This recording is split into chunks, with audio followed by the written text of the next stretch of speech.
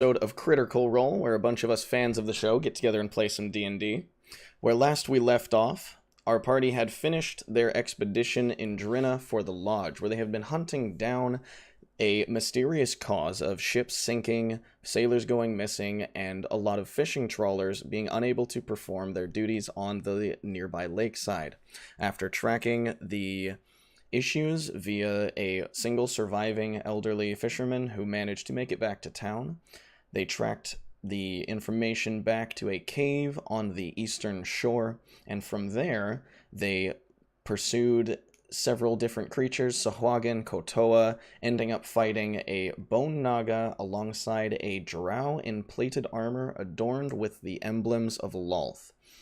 And all of this in a cave system that was just beyond the shoreline, which its entrance was obvious, but to get in, they had to move into subterranean caverns that then, after finishing their purge of all of the enemies inside and rescuing all of these sailors that had been captured from these sunken ships, they found an exit route out the hidden caves behind the Kotoan settlement that, after a little bit of maneuvering down the mountainside, they managed to get all of the captured and weak sailors out, find a safe place where they could rest for the night, and then the next morning get them to a beach, flag down a fishing trawler, and get everyone back where they received their payment, spent the night in the town, and got some much needed rest. And it is at the morning after all of these events that we pick up.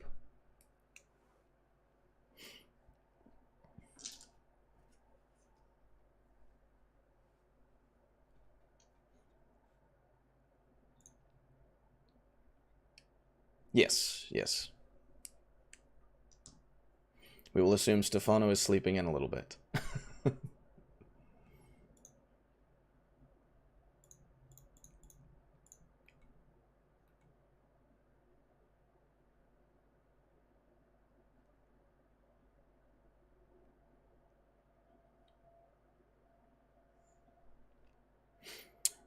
They have an attempt at coffee. It's certainly not by any stretch good. It kind of tastes like dirty water, but it's a quote-unquote coffee.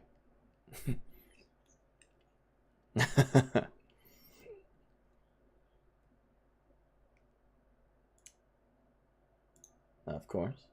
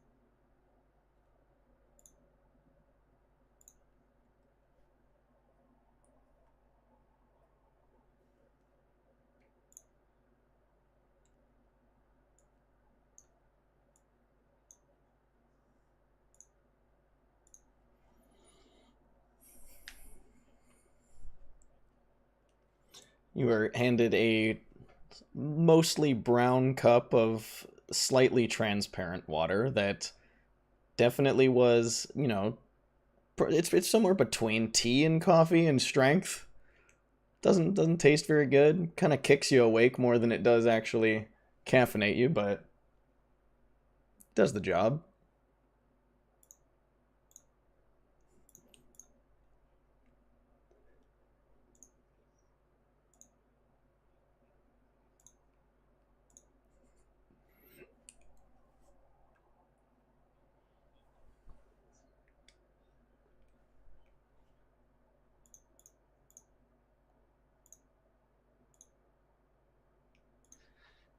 This is how addictions form. At this point, I'd like Stefano wandering in his I've been sleeping outside matted fur, which has been dyed brown from the powders in his disguise kit. All right, yes, Stefano comes into the inn looking, while still Stefano, decidedly different in that his fur is a completely different color, as well as he definitely looks like he had a bit of a rough night sleeping outside. He also has a strip of leather over his left eye, almost like a makeshift eye patch. I'm just gonna look at him with a real smile as they drink more coffee. What in the nine hells happened to you? You don't have to worry about that a bit. What the hell is that? Go up to the bar. You? Aye, barkeep, give me a pint of ale. He looks over at you for a moment and... all right.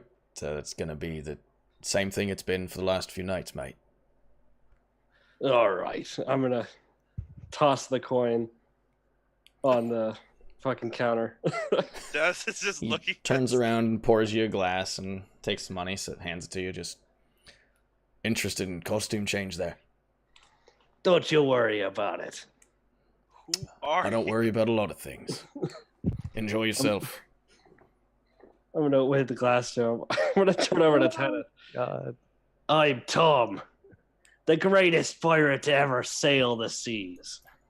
I'm gonna take a big swig of ale. I'm going to open my. Why? Book. I am going to take note of that. Why? Tom is too busy drinking to answer this question. Whatever. Fancy a game of dice? At sunrise? Why not? No. Well, you're just a spoil sport. What about you, lad? Sure, I'd be down. Let me see if I actually have dice in my inventory. I do not. Somebody's stolen me dice. So, do I call you Tom or Stefano Tom? I don't know what Stefano. This is Tom. And then I'm going to raise the thing of leather. Hey, it's actually me, Stefano. I'm just pretending to be Tom. And then lower the thing of leather. He's just going to write down like, Stefano's name is not Tom Stefano.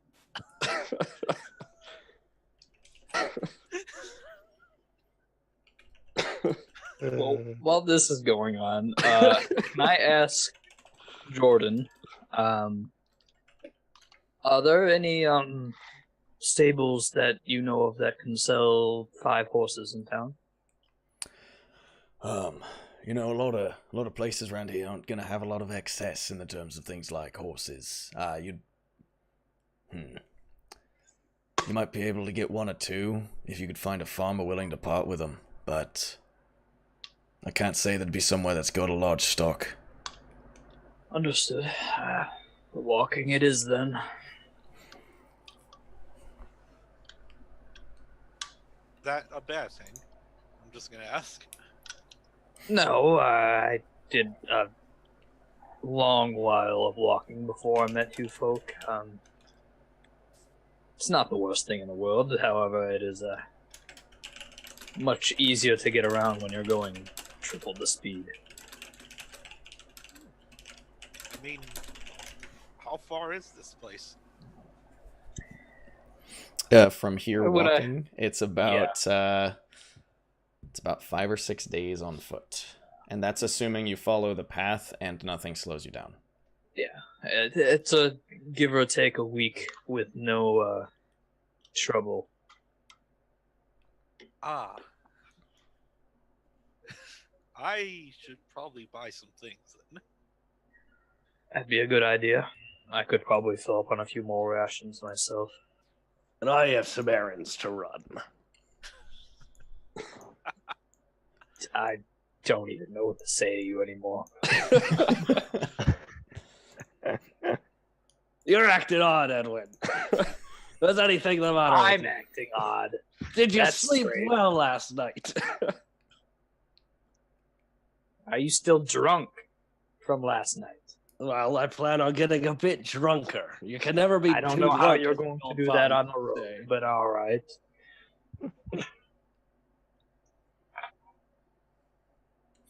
I slept pretty well.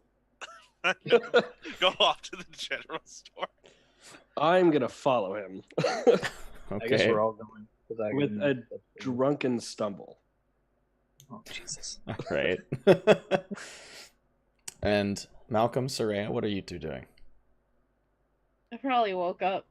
I need to replace the rope that I used to help people get down, so I'm gonna go buy some more. All right, it's a general store for you as well. And Malcolm?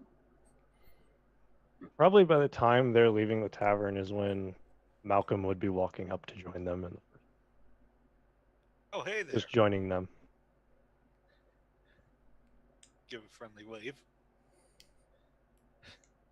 Hello there, Tanith.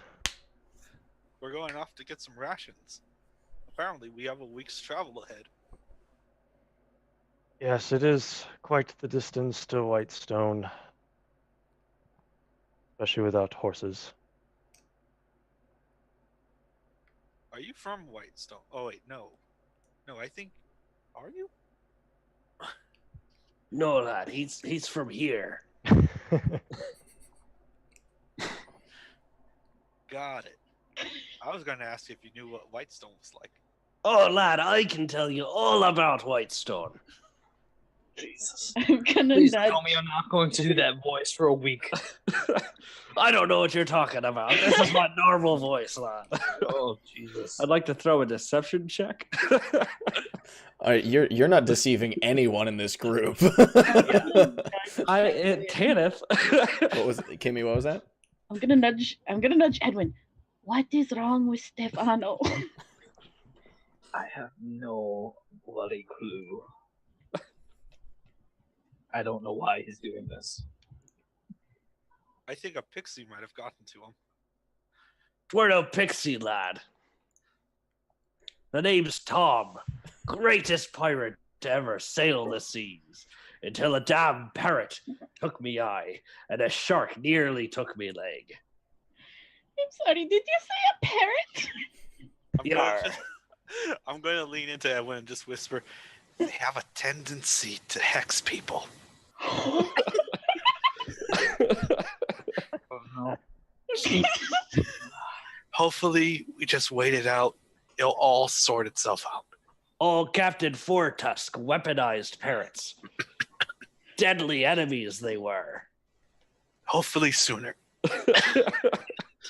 I'm also still drinking from the mug of ale that I just took from the bar.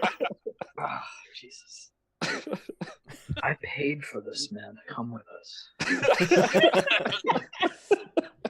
You That almost you did. paid him 100 gold to jump with that. He was never getting 100 gold. Edwin can lie, too. Whoa. I'm not familiar with most human cities. It's honestly kind of exciting to see what it's going to look like. I'm going to clasp my arm around Tannen's shoulder. I go, well, lad, Whitestone is a city that's made out of stone. It's been blessed by the gods, by the Raven Queen herself. The guards carry the weapons that yonder chosen one. And I kind of wave the mug of ale at Malcolm, definitely spilling a I lot duck of my head slightly. They're using his weapons as well. So they all got guns, because that's the city of the gods. It's said that Wanted the me to gods... pay for this information. I don't know what you're implying, sir. Malcolm's gonna look at this Tabaxi, who looks somewhat familiar, but still different. Oh, I mean, no, he looks exactly like Stefano. It's just his fur's a different color. Yeah. And he has an eye patch. He really didn't put much effort into this disguise at all. So everyone has guns. That's right.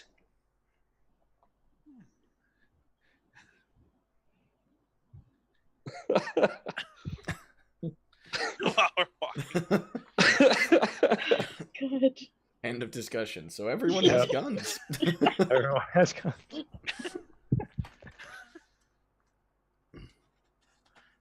I'll tell you this, lad.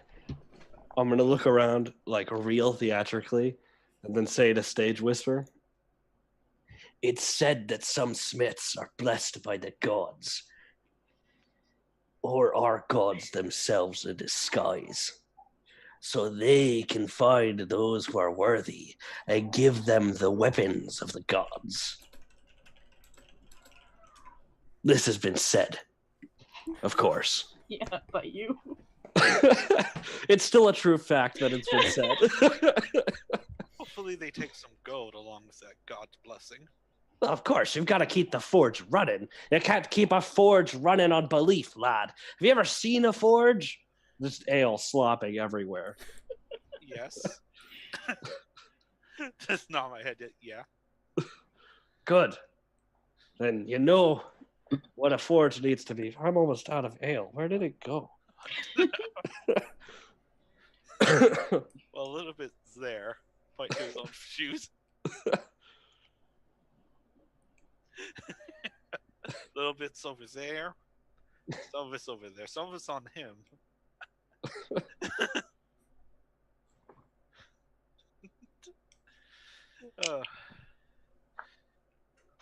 How much do you think one of those is worth?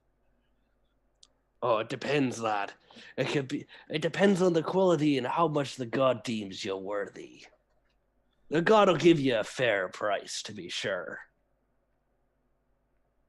You can just ask Malcolm over there. He prefers to be called the Chosen One, though. I'm gonna just glance over at Malcolm with a raised brow, like. Well, Price-wise, I wouldn't know how much they cost. Mine were given to me by the people I serve. And by that he means the gods. He's a devout god follower, that one. Even more devout than yon traitor-tongued cleric. Traitor. Yar. You keep accusing some man named Stefano of crimes and ill doings. He's just a friendly man. Not that I know him. I've heard things. can I look to see if the spilled ale is causing some of that powder that he used to dye his fur to run? I'm being very careful not to actually spill it on me. I'm spilling it everywhere around me, but not on me. This powder is very expensive. It's all over the road. It's all over some people's shoes.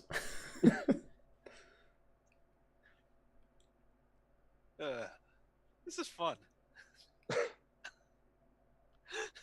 Taz gonna keep walking over to the general store to get himself some rations.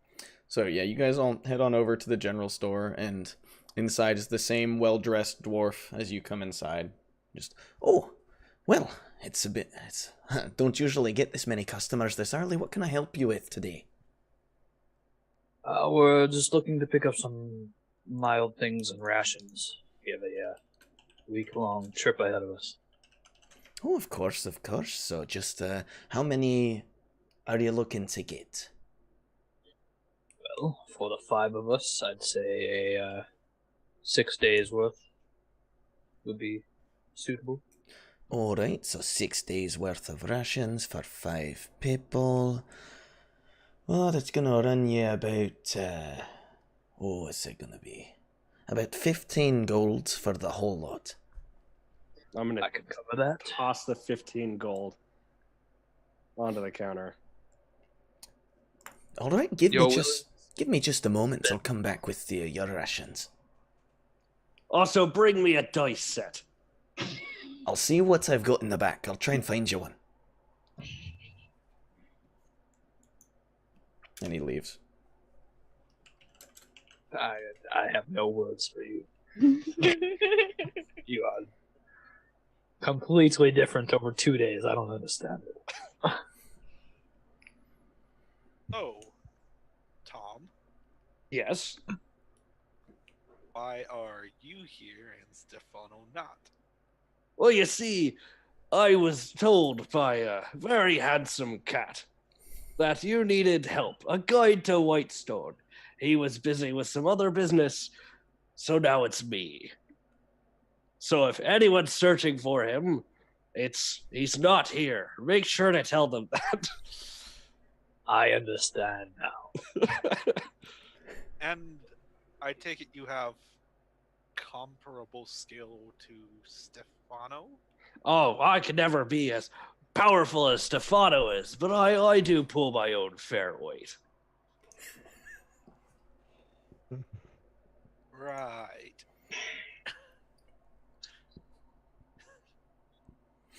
After a few minutes, he comes back with a large box and he sets it on the counter, just full of all the rations packed up into their containers.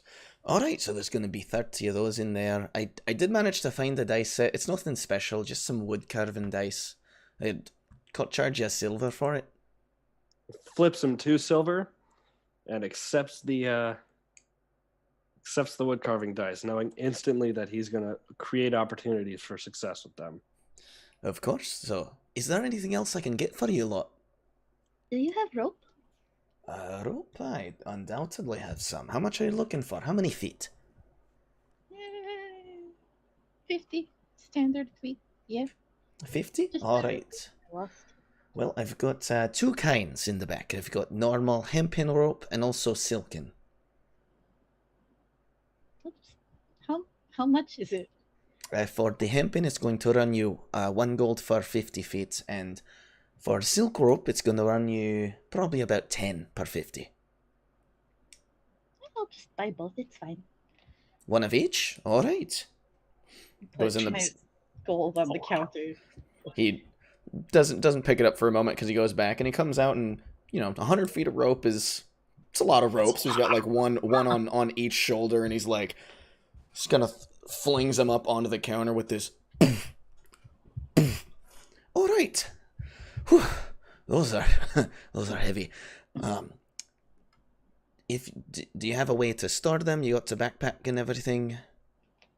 I've got the backpack. You can never Perfect. have too much rope. No, you definitely cannot. Rope can save you in a lot of situations. Getting both's a good choice. Scoops the gold off the counter and puts it away. Now, we got rope, we got dice, we got rations. What else can we do for you guys today? Have any bags? Are you just looking for like a backpack or like a small pouch, like a regent pouch? A small pouch about yay big by yay wide. I'm certain we could get one of those. Let's see. Are you looking for one with anything in it or just a pouch? Just a pouch, preferably waterproofed if you have it. Waterproof. Years. It's going to be collecting from now on.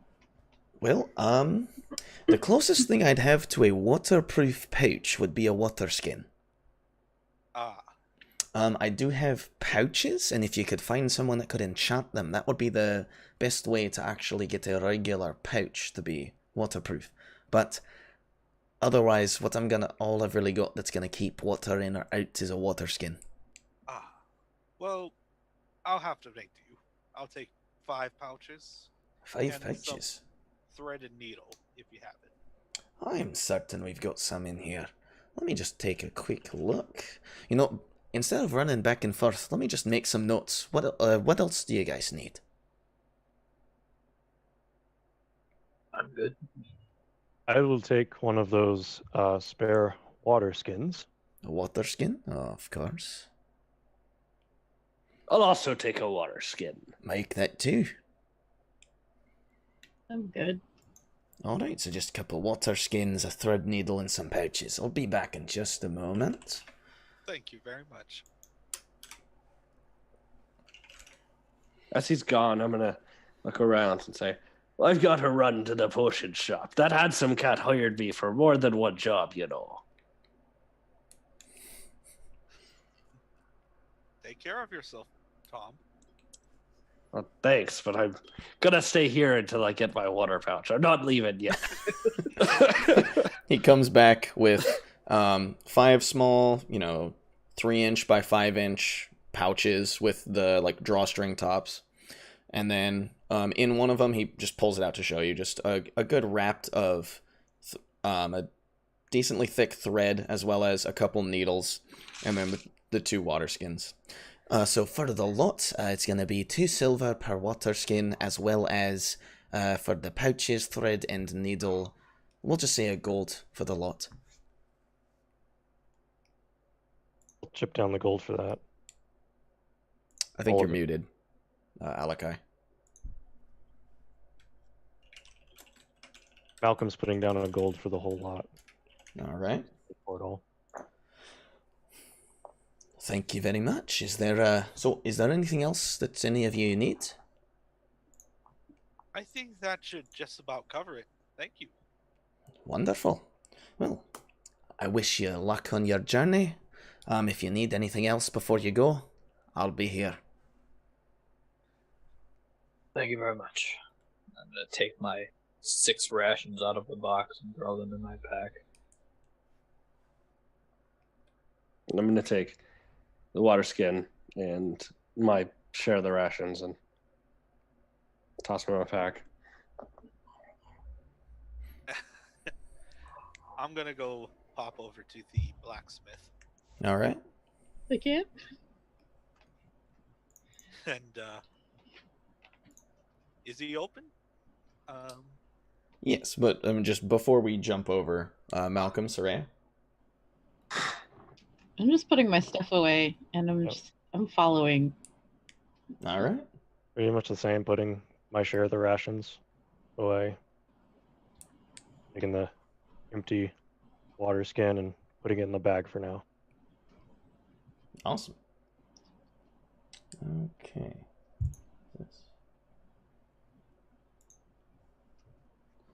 Let me grab one thing real quick.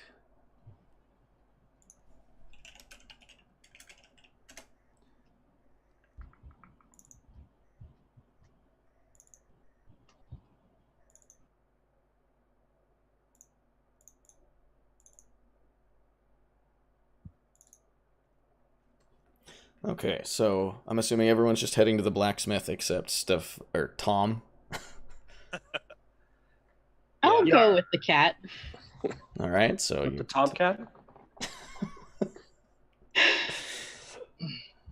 okay, so first you guys head on over back to the blacksmith.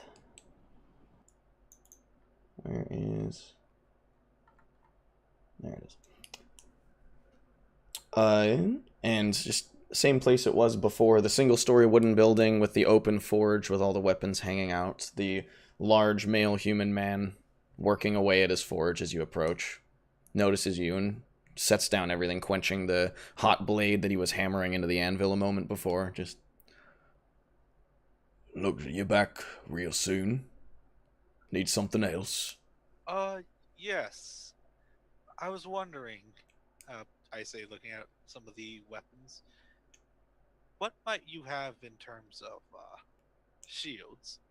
Shields? Well, I mean, we've got bucklers. I can make forms of kite shield. I could make tower shield if you need the time. Commonly, I just have kite and Well, not kite. I've got buckler and heater shields. A buckler would be perfect. Buckler, all right. And I had a bit of a find on my last mission. I say, pulling out the short sword that I looted from the drow. Nothing too special, but I figured the sword you sold me helped me out, so I might help you out. Are you just looking to give this to me, or do you want to sell it? Preferably, I'd like to trade it for a little bit of a discount on that buckler. We could probably make that happen. Come on inside. I've got a few bucklers. You can take your pick.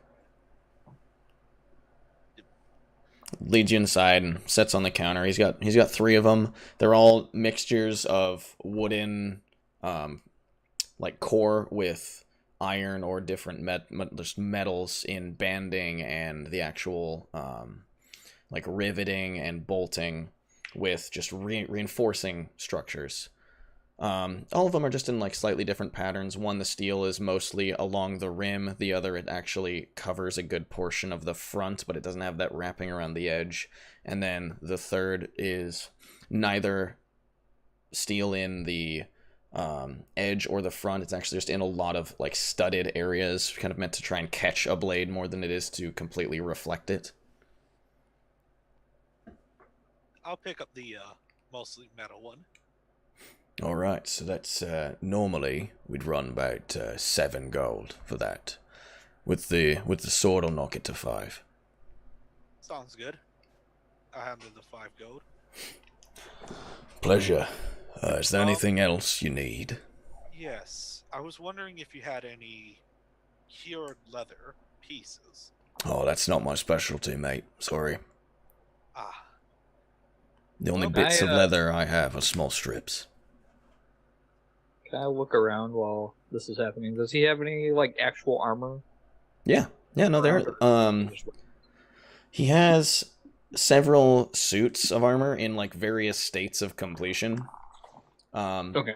For the most part, it's bits. Like there is helmets, there are breastplates, but as far as like complete sets go, he only has a couple in like smaller, just smaller, not complete suits.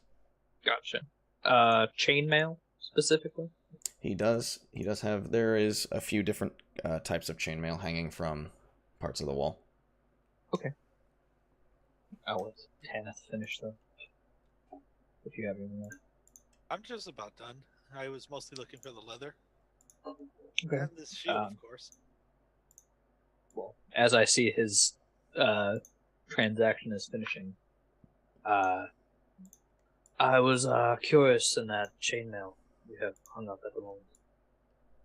The chainmail, or are you looking for the whole entire torso cover? Are you looking for a coif as well? What do you need? The entire torso cover. All right. Well, let's see here. I mean, if you're just looking for the standard issue chainmail, then that'll probably run you. We'll say for a full shirt, run you 50 gold. Well, you are the salesman. Anything special you have? As far as chainmail goes, Yes. can't say I've got anything too special. I've got some that's a little bit augmented from myself, and it's just got leather banding on the inside, makes it a little more comfortable to wear, but nothing in the means of actual improved armor. Don't really have the material to do that round here. Makes sense. I could take this then. Hand over, pull out my pouch. You said 50 gold? 50 gold. Alright. I will hand over 50 gold. Pleasure doing business with you. Feel free. If you need any assistance with some small adjustments, we could do that before you ship out. Alright. I will, you want to go to the other people? I will take the time to, get it adjusted then. He can, he's just, using some of the tools. He like removes rings and makes things kind of close a little tighter so the chain actually sits snugly around you. And over in the potion shop, we have Soraya and Tom as you two approach the kind of beat-up, rundown old shack that is in various states of disrepair and different colors splattered around on the outside. Huh. Didn't notice that before. I'm just marching right in. I have very important business to attend to. I can't leave him Potions. alone. So you can you- absolutely trust me. No. Walk in after him. As you walk inside, you see the same halfling facing away from the counter, working on some things at the table set up behind it. And as he hears the door shut behind you, he turns around, the same just wide-eyed look, just, Hello! I don't think I recognize. Hi, my name is Euphemian. What do you need? I'm gonna take the leather band off. Go. Don't worry. I'm the one who attested your invisibility potion. And you're still here? Whoa. Yeah. Okay, I need to make some notes. Hang on.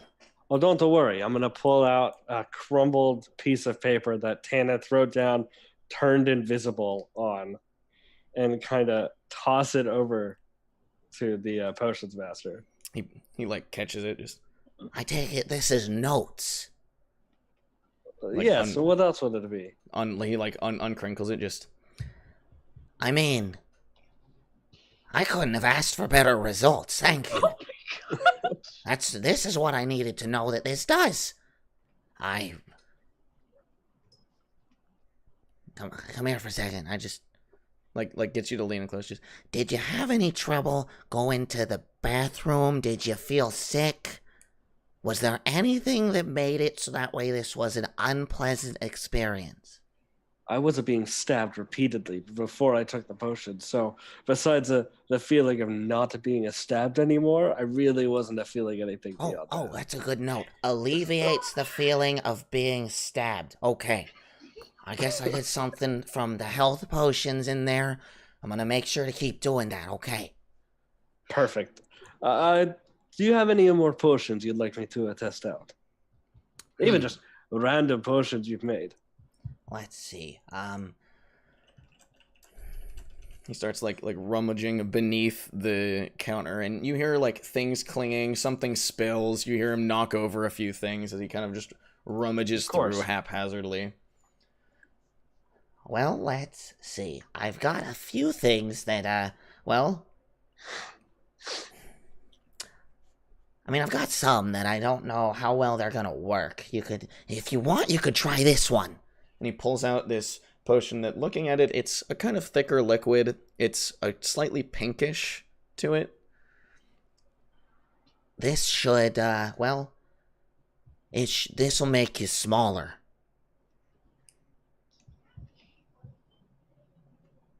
I can definitely think of some good uses for this. I hope so, because I want to know if it works. Don't you worry. I will make sure that I will bring a word back to you. Please do. I want to hear everything that happens. And on the next notes, can you try to do like play by play? Just tell me everything that happens, how you feel, if it's tingly when you drink it. Especially if it's tingly when you drink it. People like to know that when they buy it. The last one was a little bit of a tingly going down. Well, like in I was your also throat. tasting rust, but then again, I wasn't being stabbed multiple times. That may not be the potion. That's a fair point. I'm gonna have to. Can you try not to get stabbed while you drink this one? I don't want the thing to be like. I don't want my experiments to be ruined because you have false information. You know? Oh, don't you worry. This one, I look over at Soraya and kind of lean in. Don't you worry. I've got the little trick planned, and I think this will go nicely with it. Oh, I like tricks. And he says that by no means subtly. That's a great idea. That's gonna be fun. I think that would be a good use for this. Yes. I look directly at Stefano. Oh, and by the way, just in case anybody I don't know, some big tiefling comes in and with heavy armor, a sword, and a shield. If he asks if you've seen me, you haven't. Okay? Well, so far I've seen 2 of you, so which one haven't I seen? Both. Okay. I think. I'm just gonna say you're invisible if he comes around. And I'm gonna tell him my potions work and tell him to buy one. That sounds perfect. Good a plan. I think it's a great plan. I think it's gonna help me sell some potions, so thank you. Absolutely. Don't worry. I will recommend your business to anyone that asks. Well, that would be great. Maybe I could actually sell some things. Wow, that would be awesome. No one around here wants potions. That's odd. Anyway, I have a good day. And then I'm going to put the potion in my pack and leave. I'm tucking that piece of information about what Stefano said about a tiefling in the back of my head. And I'm not letting it go. I'm just going to ask him if he has any more health potions, because I have a feeling that we're going to get stabbed some more. And not just Stefano this time. It hasn't been that long since you guys kind of cleaned me out. I've made one more. Like a regular? Just a regular health potion. The other ones take a lot longer. I'll take the other regular. Okay, it's gonna be 50 gold. I hand him the gold. Thank you very much. I'm just gonna wave and leave and tuck the potion away in my pack. As you're walking out, just bye. Come back soon. Okay. Hopefully we don't die. Goodbye. All right, so the rest of you finish your business at the blacksmith unless there's anything else you wish to do. Just a quick question for you, DM. Sure. Is it dried out now? Yes. Okay. And with that, I am transferring the gunpowder from the pouch I had it in to the empty water skin. There. Clever. Good idea. And it is now a powder skin. It is now a I am not getting caught in this situation again skin. Yep. Lesson learned. Well, we're just waiting. I'm just going to be like, I think it might have been a quickling or a madcap. Madcap, probably. They have a tendency to mess with people's heads way more. I Still have talking no with- idea what any of these things are. Just Just the way Stefano is. I mean, how else can you explain him rubbing what I'm assuming is mud into his fur and calling himself another person? well, as far as his conversation with the store clerk just happened, I assume he's hiding something from us. No. Yes.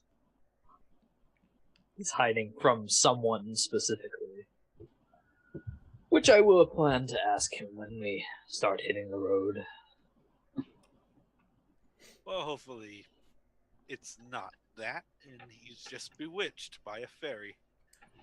By a fae. I don't know which one would be worse. I mean, we can bargain with the fae. I mean, Just shrug of my I would have no knowledge of how to do that, so that'd be your domain.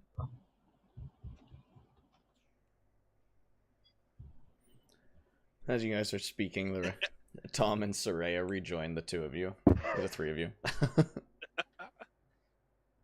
Well, I'm if like, we're all finished up, we can hit the road unless anyone else has anything to do. I'm just poking at the mats in his fur as we walk.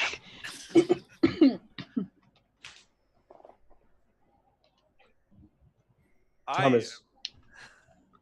You go ahead. Tom is pretending not to notice. I'm not being sneaky about it. Yeah, Tom is doing his best to ignore you. Continue like pretending like he's drunkenly stumbling down the way.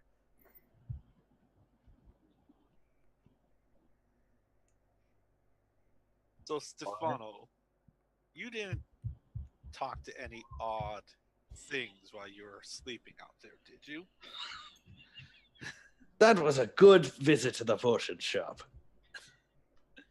Are you talking to Stefano? Stefano isn't here, lad. This is Tom. I understand that we're cats, so we might look a bit similar. Oh my god, here he goes again with the racism. I just look at Edwin and Malcolm. It's just like, I think it might be getting worse. Maybe putting some distance between us and the Tom will do some good. I don't know. If you think that disguise is good and going to stop someone who's looking for you, you're surely mistaken, because we all saw it very quickly. Why would someone be looking for old Tom? My sailing days. If there was a similar-looking cat that was very similar to Tom and knew everything about him, and there was someone looking for him, they could easily mistake him for you because you look exactly the same. Well, that's a bit odd. I don't know why anyone would be searching for any cat. Are you sure you don't know? I don't feel comfortable with the way you're asking me. To the bar! Can we just start walking while they're having this conversation? You definitely can. Yeah, I'm just a walking monk. I'm good to go. Sorry, so while you two are debating Tom's ethnicity, Soraya starts leaving. I mean, Oh god. I don't know where I'm going. We start walking in the right direction out of town, but our guide would eventually probably take the lead. Yep. Malcolm will lead the party onward out of Drynna, northward along the path. So you do want to be Okay. following the path. Unless anyone wants to not follow the path. No reason to Follow not the path. I don't know the roads well, lad. I know the seas, but I'll trust you on the roads. Path it is, DM. All right. So as you guys head out through exiting Drynna, you begin to follow the path that leads you initially straight westward out of Drynna. And it's slow going. Like, the path is well traveled enough that you do occasionally see people passing by, but there's not a lot of people that head to Drynna for a lot of reasons. So it's a quiet enough road that you can travel without too much of a disturbance for the longest time. As you begin, and at the pace you're going, walking, you can move about 30 miles a day before, that's assuming walking for about 8 hours. So from here to the Turst Fields is about 2 days. So is there anything anyone would like to do along the way? Wood carving.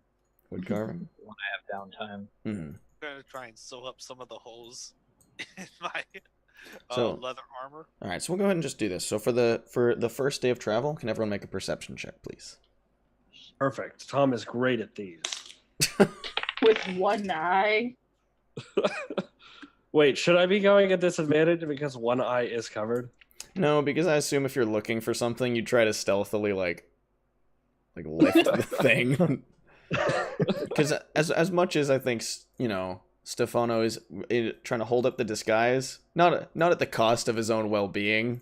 Very true. He is a very paranoid cat for no reason. He's just paranoid, Edwin. I know you're curious about that. So paranoid for no reason. All right, so what do we got? 11. 11? I wish I rolled this good during combat. That's a natural 20. All right. Malcolm? 21. 21?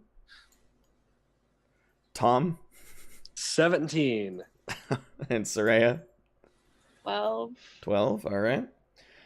So the first day walking, there's no real issues along the road. No one stops you. You don't encounter anything unusual. The paths are well traveled enough that you can easily make your way through. Occasional patrols from whether it's just the small guards of towns moving a little bit outside of their range to just make sure everything's okay, to people just moving along the actual route for trade. The day goes by uneventfully, and as night starts to fall, would you guys like to find a place to make camp or keep going? We have two people that can't see in the dark. They're fine. Keep I going. could give you both dark mean, vision though torch. now at first level. So I have 4 key points, but we could also stop. We could just rest. It's probably a better idea. I wouldn't mind us setting down for a little bit. The one that only has Don't want to rest overwork 4 hours. yourselves on the walks. I've walked this path enough times. All right. So as you guys settle in for the night and you find, it's easy enough to find somewhere just off the road that's clearing with decently flat, dry ground that you can make a small fire and build a little camp for the night. The areas around here are relatively flat. You can see very far in most directions. Looking just northward, eventually you can see some of the banks of the Morin River as they curve up into the Parchwood Timberlands, but the area around you is more or less just flat plains. So making camp is easy enough, starting a little fire, setting up a small area, and who will be taking the first watch? I can do it. I will stay up with him. Oh, God. I'm just going to be working on stitching up my armor. All right. So go ahead and make just a general dexterity check, and then Edwin and Tom make perception checks, please. Ooh, that's much better. That was way worse. Good thing I'm aware. 23. 23. And that's a 5. And that's a 5. This is, as it gets dark and you start to get a little tired, you stop lifting the eye patch to look, and it makes it kind of hard to really discern things in the darkness. Even with your ability of dark vision, Edwin is still being much more keen-eyed in watching the surrounding area, but there is no real change. As you look, you can see the little specks of some other fires from some camps off far in the distance. You can see a few light sources that begin to dim out in larger groups, so it seems to be perhaps smaller towns off just either a little bit south of the road you're traveling. But there's, other than the occasional deer or just plains roaming animals, you don't really see anything that catches your attention over your watch. I got a 15 on that dexterity check. 15? Yeah, you're doing, by no means is it like a super elegant, graceful patch job, but it gets the job done, and it's clean enough sewing that it looks well enough. Doesn't just look very patchy. Excellent. I'm going to wood carve in the downtime here. It's a 6. Just keeps getting progressively one lower every time. Well, at this point, you have made slow enough progress that you have completed one, and you can start on the next one. But your slow goings, night after night after night, you do manage to, by the end of this watch, put the finishing touches on what is by no means an elegant carving, but it is functional, solid. It's clean enough. Okay. While he's doing this, I'm like kind of looking at his wood carving, and I'm also trying to mess with my own dice to make them how do I say this? Loaded. That's fair.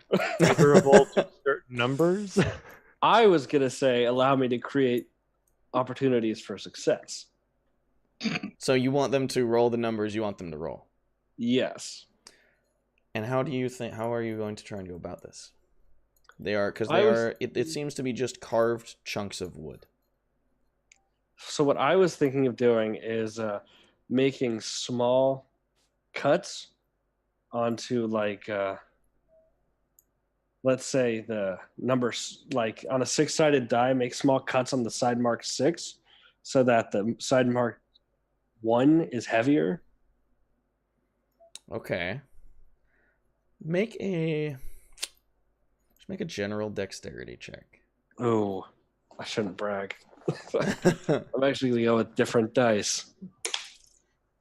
Oh, I've got to... Nope, slid off.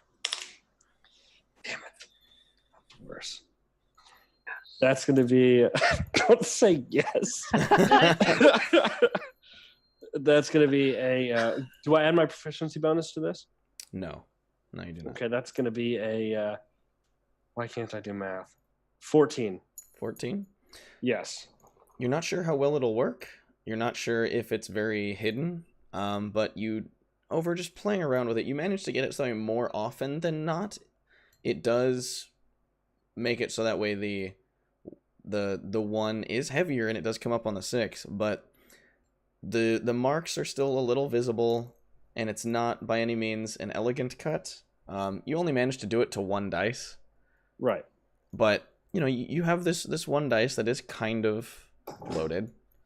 Yeah. Fair. 1 out of 5 dice loaded is fair odds. So while we're both working on these, we need to start a conversation. So Tom, Yar. if Stefano was perhaps hiding from someone, you know why they would be doing that. Well, I don't know why Stefano would be hiding. For all I've heard of Stefano, he's a handsome cat with dangerous abilities. But I don't know. There could be plenty of reasons. Such as... Well, I don't know Give the me an cat. example. Give me an example. Of why somebody would be hiding from another person? Well, in Stefano's chance, you know him, obviously. I do not know him. I've seen Then- him, and he's hired me. And that's How it. much did he hire you for? Well, he said you'd pay. I already paid. Said you'd pay me. I already paid.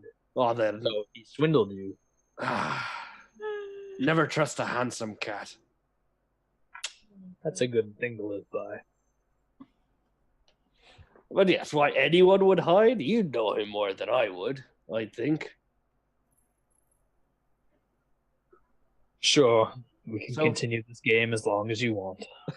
So tell me, lad, why would the great handsome Stefano hide from someone? Oh, I don't know. He cheats at cards. He swindles people out of their money. He uses those around him when he sees fit for his own gain. There's plenty of reasons I could think of that.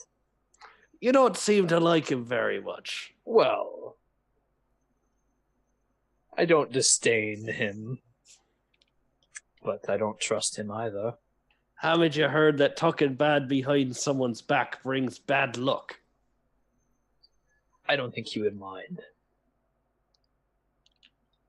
I'm gonna make a quick perception check, like stop what I'm doing and make a perception check to make sure that everyone else is asleep and make sure that there's actually no one hiding nearby. Okay. Oh, that's an 18. Yeah, as far as you can tell, everyone's asleep. Well, everyone's asleep except Tanith, who is in his trance. Of course. His creepy, I assume, staring at us trance. It's like eyes closed meditation.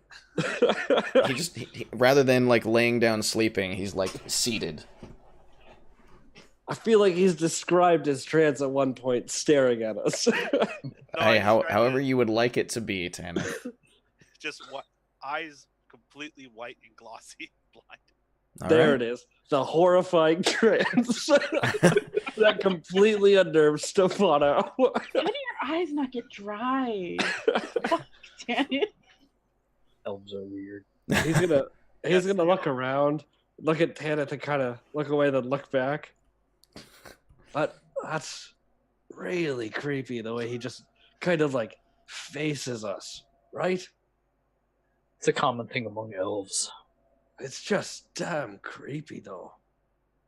I mean,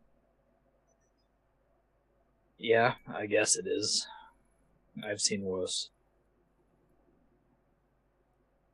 Anyway, he's gonna pull up the eye patch. Well, sometimes I get bored being Stefano. It's nice to be other people for once in a while. Still saying this in a relatively quiet voice so that really only Edwin can hear. Right. Well, assuming this conversation is between just the two of you. As long as this doesn't get any of us in trouble, I don't mind. I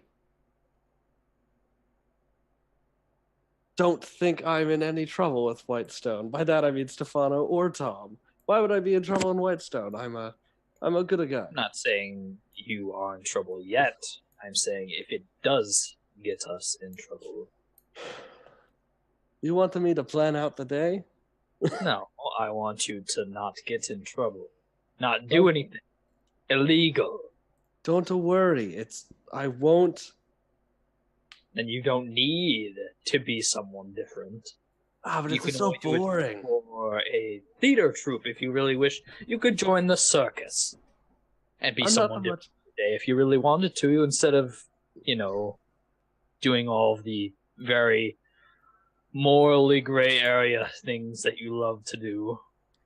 Stefano is he's gonna look at Edwin.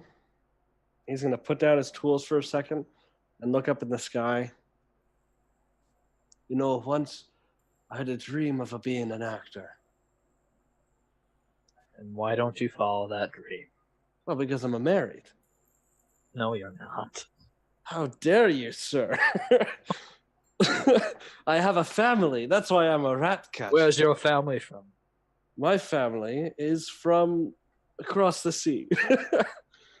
Really? And you travel all the way over to a different continent to get away from them? Not to get away from them. We come As a from- rat catcher. There's no rats over on your other continent. It doesn't pay well enough. Oh, I've heard that eventually sure. pays a That- decent amount. Well, Everything I make, besides what keeps me alive, gets sent back to my family to take care of them. I haven't been able to send them any letters. I haven't stayed in one place any long. I'm hoping that I can stay in a Whitestone and get a location so that they can get word back to me. I haven't heard from them in so long. I just miss them, Edwin. you might be a good liar, but I can see through all of your lies. One day you'll trust me, Edwin. I severely doubt it. I'm a good man, Edwin. I just try to take care of my family. All right. If finish one game and you start another, it's totally fine with me. As long as you don't hurt anyone else around you, I don't care. I couldn't hear that last bit. As long as you don't hurt anyone around you, I don't care. I don't hurt the good people. I just catch rats. And what were you going to do when Tanith got caught playing Char? I'm gonna play complete innocent. Just what do you mean? Tanith learned cards from you, and he learned how to cheat from you. Cheat? No, I taught them to play the way my father had taught me to play. Well, then your father taught you to cheat. How dare you, sir? My father was a good wood carver. A good, decent man. You're funny. There's just no talking to you without you insulting my family. I'm gonna go back to. If you were to tell me anything about your real family, I would understand. I've told you everything about my family, Edwin. That-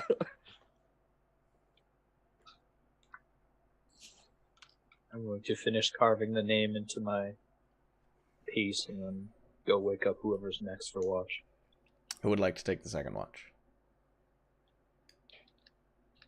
Soraya, and okay, all of you raised your hands. All three. Guess we're moving on. I'll take second watch. Okay, Malcolm will still be sleeping. I'll Okay, go. I didn't get to take watch shake last away. time, so Malcolm can just sleep. Okay. All right, so Soraya and Tanith then. Both of you, please make perception checks.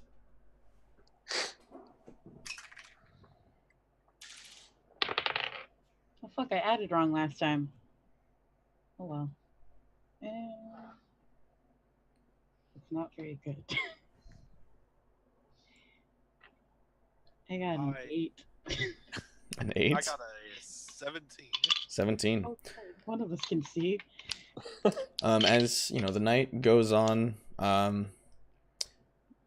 When you guys are woken up, it's a little past midnight as you kind of are to keep watch into the early hours of the morning, and the chill of the night air kind of grabs you as you get out and shake yourself awake. The looking around in the area around you, all the fires have gone out, all the towns are dark, but you can see far. The sky is bright with stars. Occasional animals, you hear the sounds of nocturnal hunters, occasional bird calls from off in the Timberlands. But everything seems to be going without an issue. I'm gonna take out the game set I bought from the general store. I'm gonna teach Tanith how to play. Is that? I don't know what the name for it is in this part of the world, but in Celestial, I'm gonna call it the Thief's Purse because that is what my parents called it. It's a pretty accurate name. How does one play? So you got my rock collection. And I set up the game and I'm like, you just need to get as many of these as you can into what we would call your purse. So you would take however many are in one hole and you drop one in the same number of spaces that you move. And I just show him. Interesting. It's fun. It's simple. It's not, you cannot cheat at this. Do not try. It seems a lot simpler than Dragon Chest, I have to say. Probably. God damn it. Do not, Morgan. I know how many rocks I have.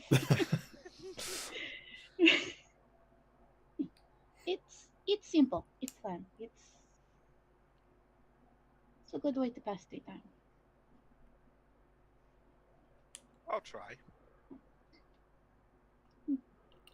I'm And gonna just look around while we play just to make sure nothing's like creeping up on us. Yeah, no issues. You know, out in the open plain, it's very easy to keep an eye on the things around you. That's good. I'm completely absorbed in this game. Oh God, why? You have the higher perception check. You play the game for several hours and you make a bunch of mistakes initially, but you pick it up pretty quick and you play a few exciting games before the sun begins to creep over the horizon as the light begins to take the first part of the day. We should probably wake everyone else up. Good idea. I'm gonna carefully pack up my rock collection and one call aboard back up and put it in my bag and just like gently start waking everyone else up. Maybe not so gently with Stefano, but I'll leave that to Tannis. I'm going to use prestidigitation to make the sound of bells ring around the outside of just like wind chime style bells. Yeah, you guys are awoken to this pleasant, like, ting ding ding ding ding ding ding ding ding ding ding ding. I copy what he's doing with thaumaturgy. So what starts as this like ting ding ding ding ding just ends with this dong. All right, tidy up. Ugh. I didn't. How'd you do that? They say, look, you do. The same way you do anything. magic. And I like just go pack up all my stuff. I don't answer any more questions. Okay, then. I'm going to help pack up the stuff as well.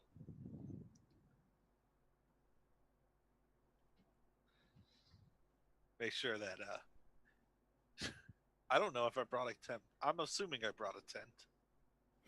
I mean, all of you, I believe, in your basic supplies have some kind I of do. tent or at least like a bedroll. I have a bedroll. I also just Bedroll. have a bedroll. Just a I'm a bedroll and you cat. throw your cloak over your face if it's raining. Rain is fine. The whole time Malcolm was basically doing that cowboy style sleep, where he has the hat over his face.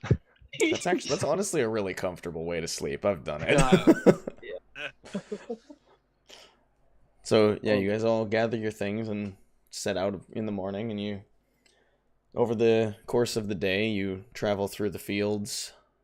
You see a lot of different types of the farm town begin to increase in frequency, going from these open plains where you can see some livestock grazing into a lot more fields and crops as you get closer to the Turst Fields, which, as the day goes on and the sun starts to sink low, you do come into the actual town of Turst Fields, which is more or less just a farm town. It's got a small inn, but for the most part, it has the bare necessities, and all the small local residences are just for the people who work in all of these adjacent farmlands. While we're walking, I want to just very quietly tell Edwin the description that I heard in the potion shop of who Stefano is running from. Sure, and what is that description? In my notes, I put big tiefling with armor and a shield. He didn't say anything else, so that's what I got. Keep that in mind. As we're approaching the village, Cass is just going to comment that, I didn't know villages could get smaller. What do you mean you didn't know they could get smaller? Well, I thought the lake village that we just departed from, that was kind of as small as the town could get. Well, my friend, do you know the saying, it takes a village to raise a child? Oh boy. Not exactly sure our elf friend here would be very knowledgeable in linguistics. I also Fair don't enough. think that saying applies to this. And listen, just listen, you judgmental snakes. When people say it takes a village to raise a child, they're saying a village can be of any size, be it a small, like a single mother or father, to a village of this size. Even some would consider Drynna a village when it's so clearly a town. I still don't think that's how that saying goes. That's exactly how it goes.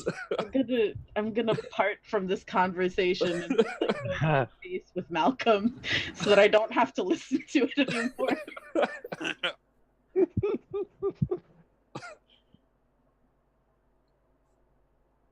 Malcolm's just shaking his head at this point. I guess my family will be somewhat of a village then. That's right. Words of wisdom. Thank you. Fantastic. Of course. Good old Tom's always here to give some words of wisdom to you. This salty sea cat has been around for many a year. That madcap really did a number on you. And what? Keep walking. I'm gonna look at like the others like, what the hell is he talking about? None of the rest of you have any idea what a madcap is. Would I? The most you might have heard is the name. That's Okay. not something you have ever dealt with. Okay. Ray's thinking of an angry hat.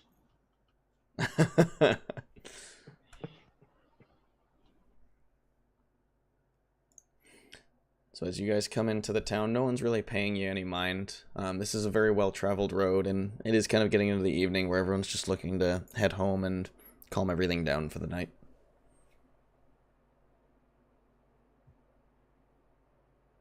Well, we can find lodgings here if you wish, or we can camp outside the city.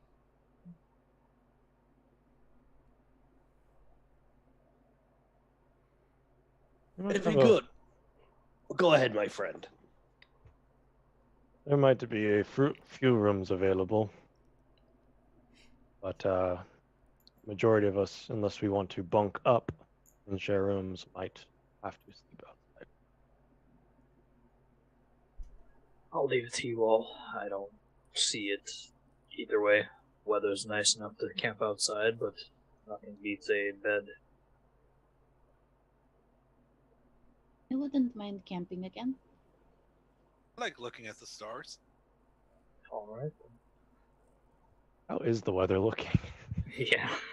It's clear. It's certainly cold, but by no means is it looking like it's gonna rain or anything at this point.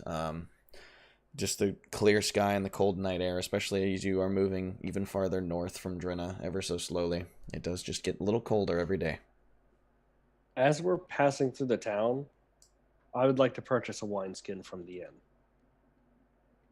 Sure. Yeah, as you go in, it's just an elderly gentleman, weathered, beaten skin, and this bald pate at the top of his head with kind of wispy white hair combed back. Just run you about 2 silver to buy. Gotcha. Oh, wait, are you looking for a full wineskin? Yes. 5 silver. Why don't I buy 2 and just make it 10? All right, gold it is. That sounds like Stefano magic to me. So you get 2 wineskins full of, by no means the best wine, but much better tasting than just a lot of the things you've had before in your life. Looks to be something that's just made locally here in the Turst Fields. Gotcha.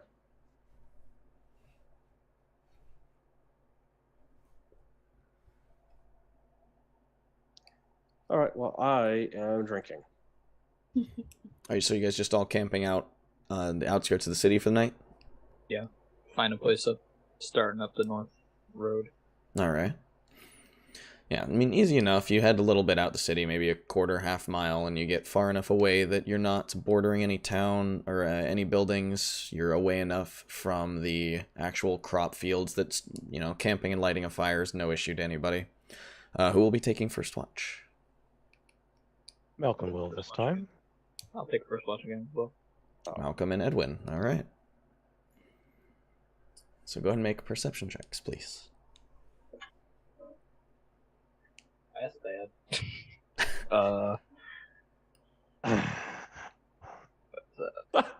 11. What? That was 11 and what? Bless you. Bless That's you. How about a natural 1 for a total of 5? So God. natural 1 and an 11. Jesus. What wonderful perception. Definitely not going to get a I don't even need to roll for disadvantage on that one. All right, so you guys are keeping watch, and as far as you can see, there are no issues, no changes. We put both the humans on one watch. That's why I wanted to go. The chill of the night air as you watch all of the lights kind of wink out in the distance as night fully sets. Alright, I'm gonna be carving more with the free time. Above a 10. 11. Hey, that's Yay! progress. You make some good progress tonight. It's better than you have been. You're getting better at this. Malcolm is just apparently fully involved with maintaining his firearm. Fully involved. All right. Well, your watch goes by without a hitch. Oh God. You guys, as the sun, as the moon moves across the sky and it gets about just over the crux of midnight, towards 1 in the morning, your time comes to an end, and you can wake up whoever you'd like. I'll take a second watch. All right. I'll stay up. I'll Alright. get up, rather. Soraya and Tom.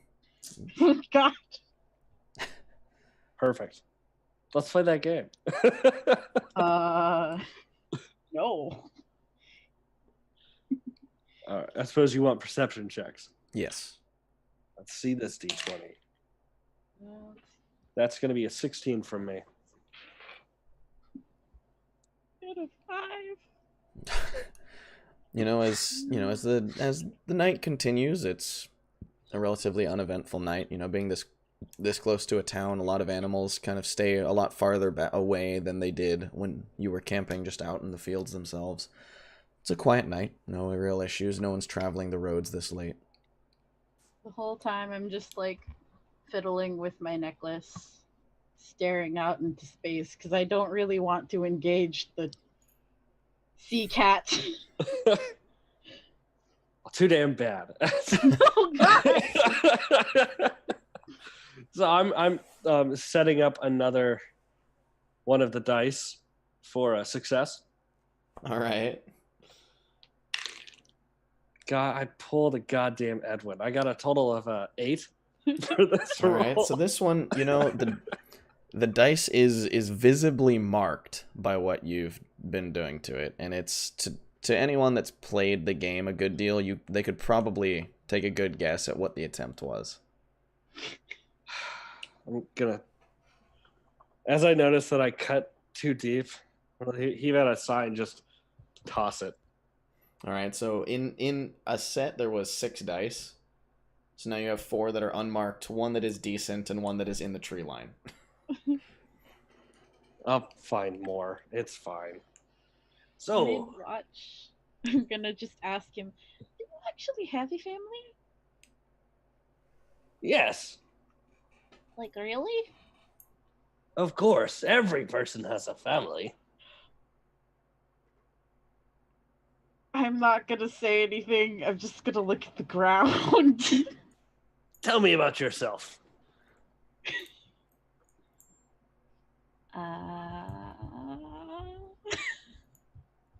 This is like the worst. This is like how I feel at college orientation when people ask you to tell you about yourself. Well, see, the thing is here, you have full choice to just say no. I do. I kind of like take a stick and I just like draw on the dirt a little bit. I am from Iman. I am from the Temple of the Moonweaver in Iman. That's all. That's very interesting. I hear Amman's a beautiful country. It's not a country, it's a city. I hear it's a beautiful city. Too much to drink. I've had not enough. What continent are you from?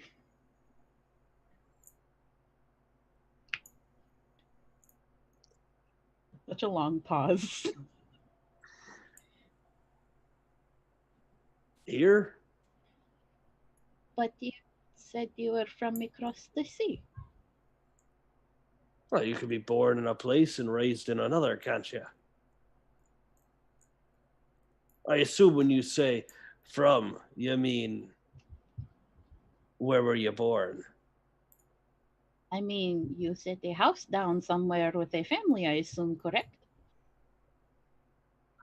Somewhere across the sea? Yeah. Somewhere across the sea. Can I insight check him? Sure. Oh fuck, where's my... There it is. Oh, that's decent. 18. 18. Go ahead and make a deception check, Stefano. God damn it. That's going to be a whopping 6. 6. So, as much as This is something that he has said plenty of times, and it is Fuck. the only part about it that gives you pause is just his own pauses and the fact that details are hesitant to be given. There's nothing in there that really makes you outright assume it's a lie, but you're having a hard time believing anything to be the truth either. Please not tell anybody where you're from because you fear that whoever is after you is going to find out too much. If anyone were after me,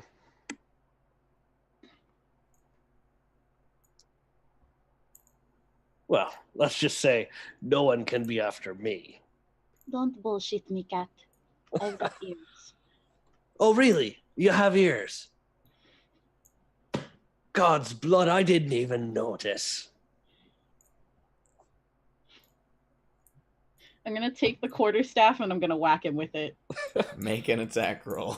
I'd like to actively dodge. Oh no! She's doing this against your AC. Like Damn it. she shouldn't just get a free attack. 17. What's your AC?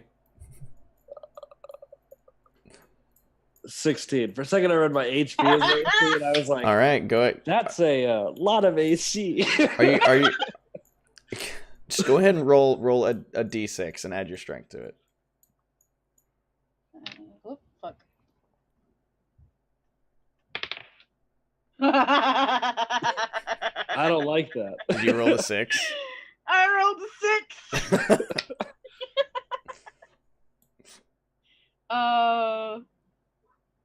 On my weapon it says +3 for my dex, but you said So- strength. Yeah, just for this one, just strength. It's just 6 then. All right, so she turns and for a pretty solid crack, just brings the quarterstaff down into the side of your head. God, woman, that's uncalled for. And just overall quite rude. I'm going to get up, move to the other side of camp, and sit down. Head's kind of throbbing a little bit. Drinking a little bit of wine to help ease the headache. All right, unless you guys would like to do anything else. I'm gonna put the necklace back and put the quarterstaff back. Just glaring at her. I'm rest- ignoring him for the rest of the night. The rest of your night goes by quietly, and as the sun begins to crawl over the horizon once more, you can set to waking everybody. Dong. Oh God. The morning bell wakes you all.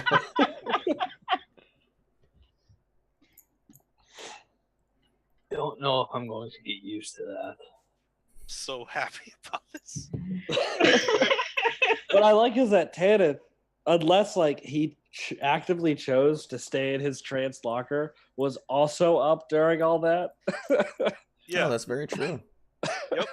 I mean, I assume that, like, Tanith can, because of this, like, ends up being in a trance for, like, half and half, unless he's staying up for a watch, because then it's just in the middle of the night. Yeah. Because then you guys can have your little time of whoever's on watch talking without someone just being like, hello. Just a quick game of figure out how to play solitaire before going through the rest of the trance. Stefano will teach you. Here's how you play solitaire with 6 aces. Sounds right to me. Oh, what do you mean this whole thing isn't supposed to be aces? You don't have a deck of 52 aces? We must be playing different games. So your AC is only 16? Mm-hmm. Oh, you almost have the same AC. Yeah, I actually turned down having a +1 to my AC because I was like, no one, that's ridiculous. When would I need a 17 to my AC? I just won't be there. Well, and I mean, honestly, like, most of your AC is from your decks. So. Absolutely. I just need that higher. So, He has as a you. bump on his head. It's hard to tell beneath the fur, but, Oh, that's true. I mean, probably. You hit him pretty hard. He didn't like it. I'd be very confused if he did. I wouldn't. Fair. So you guys get up and you begin to head out for your morning.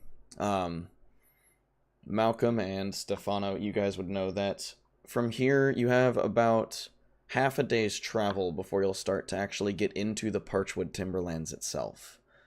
Moving through there, it is definitely significantly more dangerous and this northern road is much less traveled than the east-west. The path through the Timberlands itself has a chance of being a lot more dangerous. You're only going to have the path itself and possibly some small clearings to make camp. You'll have to find those along the forest's edge. But once you enter the Timberlands themselves following this path, it is about another 2.5 days of walking following this path, provided no obstruction or difficulty before you reach the outskirts of Whitestone.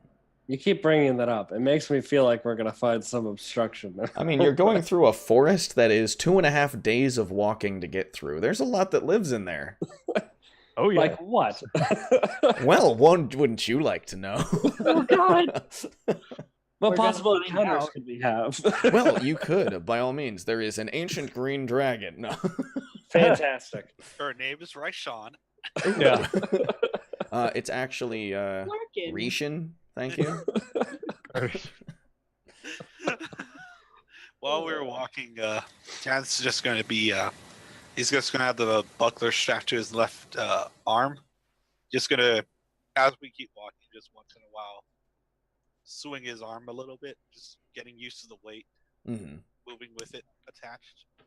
It's certainly like, especially in thinking about it, having your sword arm out, like using a shield is not something you've never done before, but it's certainly not the thing you are the most comfortable with. Yeah.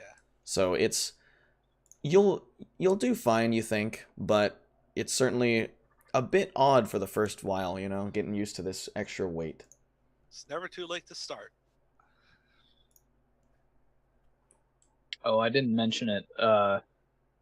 Just for coolness, I'm putting the chainmail underneath bits of my scale mail, just the pauldrons and sort of the smaller pieces.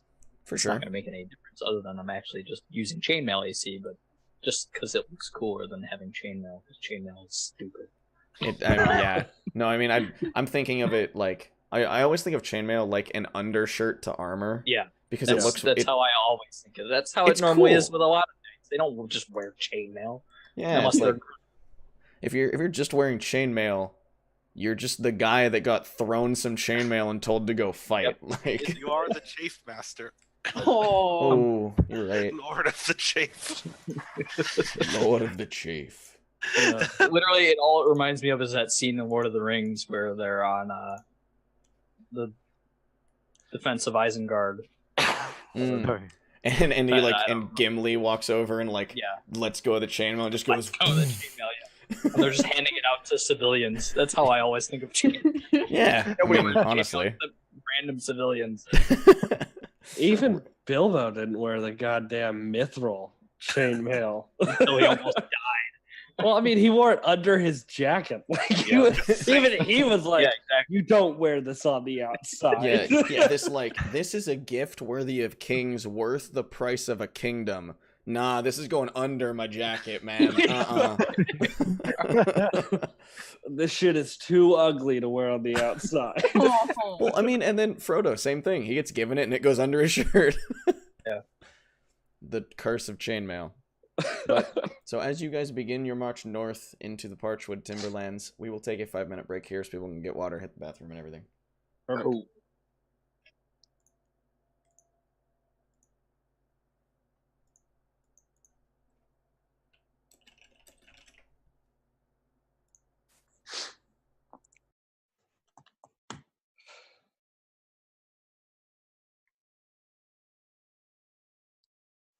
I'm excited. I'm not saying there's someone hunting Stefano. You're neither confirming nor denying. I signed a non-disclosure agreement. I'm sorry. I was surprised Edwin didn't talk to Malcolm.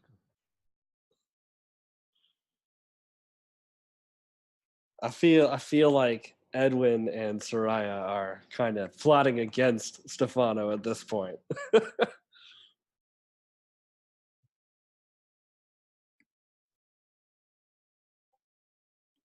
Yeah. Well, you know.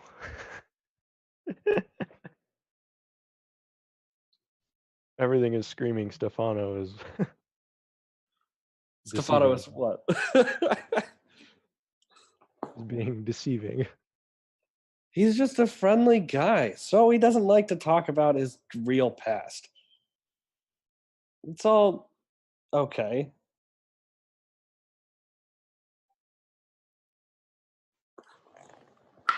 Yeah, that. You know what? You have a point. I didn't really think of it because it doesn't matter. Yeah. But oh man. I'm excited for when Stefano starts sharing truths and Edwin just goes, "Fuck you, give me the truth." He's like, "I'm telling you the truth." We'll see. It'll be up to me whether I actually believe you or not. Oh man. That's two people that have questioned whether he's really married or not, and both don't fucking Because I knew it was a lie the first time. He's a happily. He is married. Yeah. Yeah. Not Believe happily. that tone of I voice. believe that.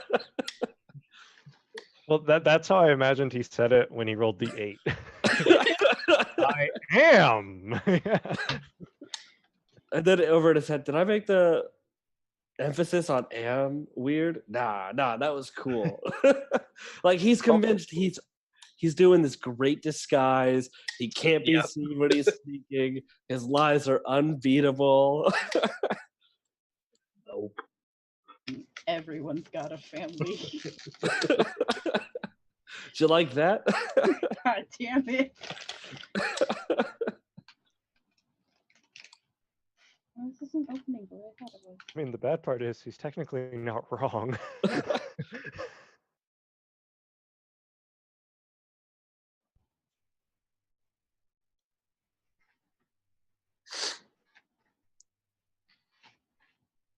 I'm just surprised I was able to hit you. Yeah, me too. Stefano is very surprised. He feels a little betrayed, to be honest. Why? She's known him all of like 2 days. And she smacked him. Yeah. I mean, at this point, you've known him for like 4 days. Yeah. Oh shit, that's right. We've been traveling. Yeah, I know. I don't know shit about you. Also, even if I did know you longer, I would probably still smack you. My best friend can attest to this.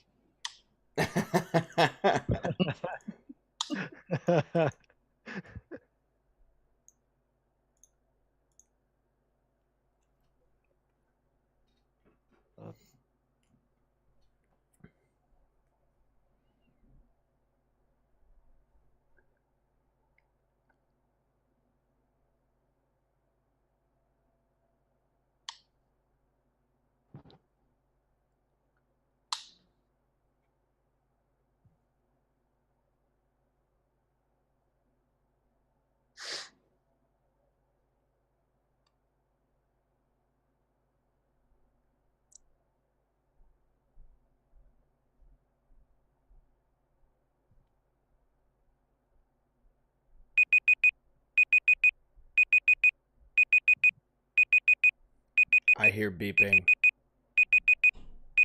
Beeping. Anyone else hear that? No? No. All right, what is... Oh, I'm an idiot. I'm actually the biggest idiot. I set a 5-minute timer. Ironically, right as you said that, I heard a beep, beep, beep, beep, beep, like, in the background. God, Yeah. I have the timer like up on my other screen, like prominent. And I'm just like, so who else has beeping? Fuck is that? God. All right. Turn that shit off. Mysterious beeping noise. Thaumaturgy. Yeah, who's using thaumaturgy? I can't do that. It would be prestidigitation. So, as you guys begin your journey northward, you have a good portion of the day before you start to notice the tree line on the edge of your vision that moves closer as the trees getting more and more dense as you move into the beginnings of the Parchwood Timberlands.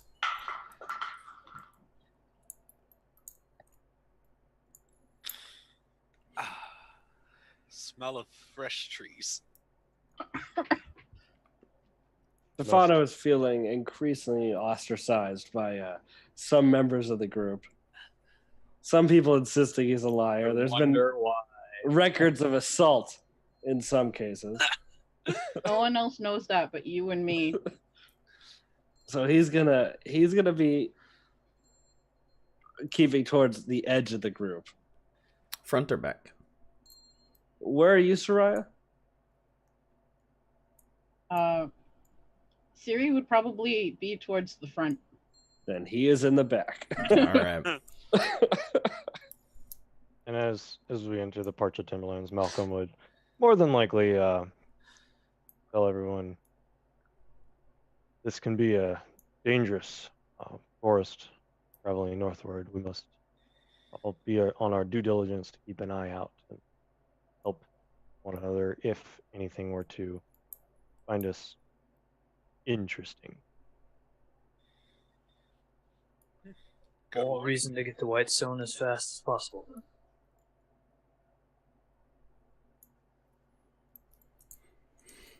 I'm gonna fall back to. I'm gonna fall to the back of the group to just check on Artabaxi. So, how are you feeling? I'm feeling fine. Are you okay?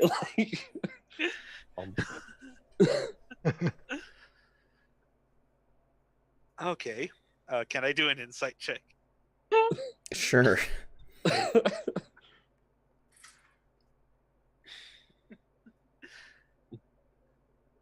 Let's see here. Modifier for insight. That's a 10. Yeah, he seems like he's doing fine. Okay. So, is it still Tom or is it Stefano?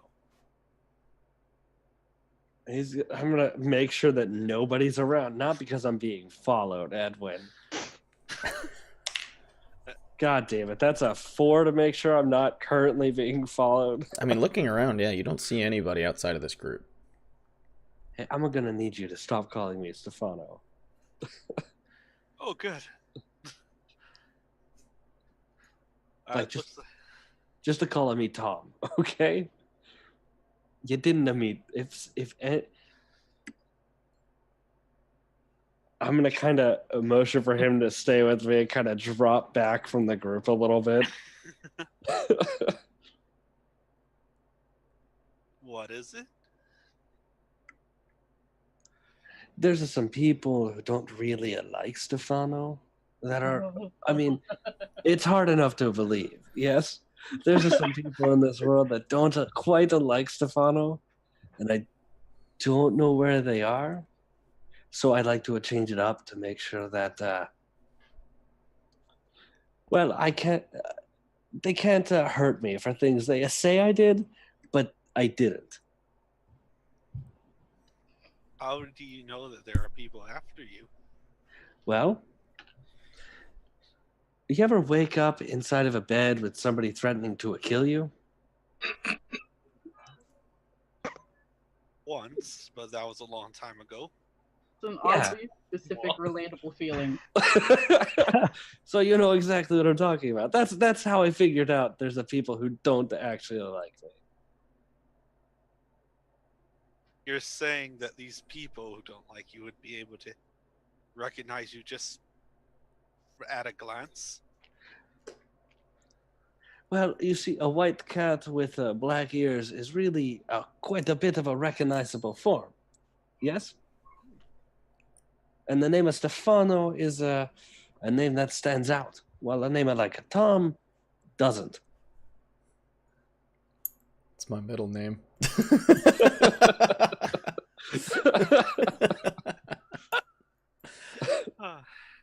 I guess that makes sense. Yeah. Right, You right. had me worried there for a very long time. I thought you might have been bewitched by a fae. No. Why? I feel like I'm okay. I'm just fine. Just trying to make sure that certain people don't hurt me. Yeah. Yes? Yes.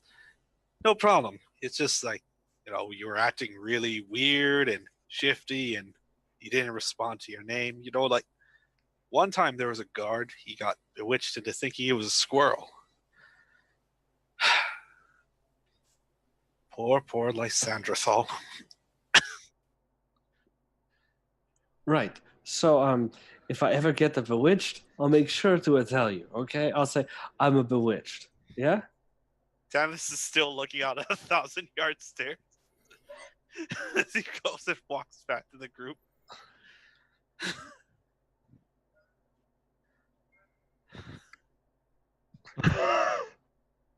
Stefano's gonna join him, keeping well out of the way of Siri. Understandable. I'm like happy as fuck. I give no shits. I'm just enjoying the forest scenery. I've never seen a forest like this before. Yeah, for several of you, this is the densest forest you've been in, either ever or in a very long time. Also, probably forgotten that I've hit you by now. Stefano never forgets. Stefano will remember that.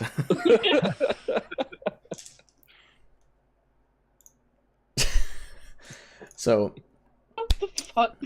as you guys Just make your keeping way an eye out. through, moving along this road, you see that there are small hints of tracks along this road to suggest that possibly there were people that passed, at least within the past week or so, but you don't really see anybody as you're moving along this northern road.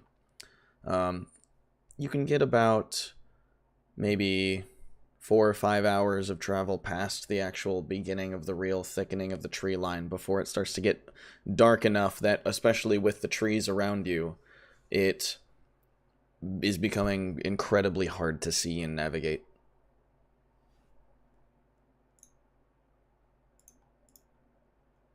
It's, this forest is a little denser than I thought it'd be. Yar. It is one of the denser forests that I know of. Taking every opportunity to look for a nice rock. Make a perception check. Okay. It's the perfect place for an ambush to be. 11. Yeah, easy enough to find a decently smooth, well-worn rock. Yay. Look at the rock. I want to just be every once in a while just undead dark. You are not getting any pings as you're moving around. Just I'm doing it every 100 feet or so. Yeah, fair enough. Or it's just for six shits and giggles, 60 feet, just because that's the range. Are there any birds in the forest just like chirping or? Yeah, no, it's by no means are you in a quiet area, with especially as it moves into night and the sounds of the songbirds of the day kind of fade into the calls and the hooting of more nocturnal things like owls, or perhaps some of the night hunting hawks that are moving about looking for rodents or other small creatures that tend to be out more at night. You can hear them scampering in the bush and through the grasses. This is so cool. Occasionally the sounds of something larger, either, guttural growls, occasional more violent sounds do reach your ears. when there's those sounds of something larger moving through brush with just that as you can hear branches and twigs snapping underfoot and it moving into things that just is pressed aside by the weight of whatever these larger things are. Those are much less common than everything else, but they do happen occasionally.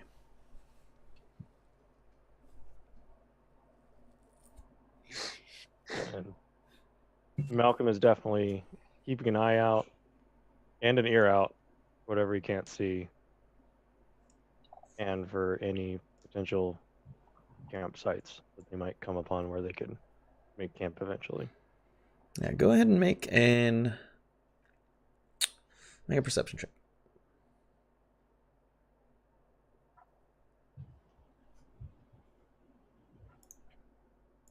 Okay, well,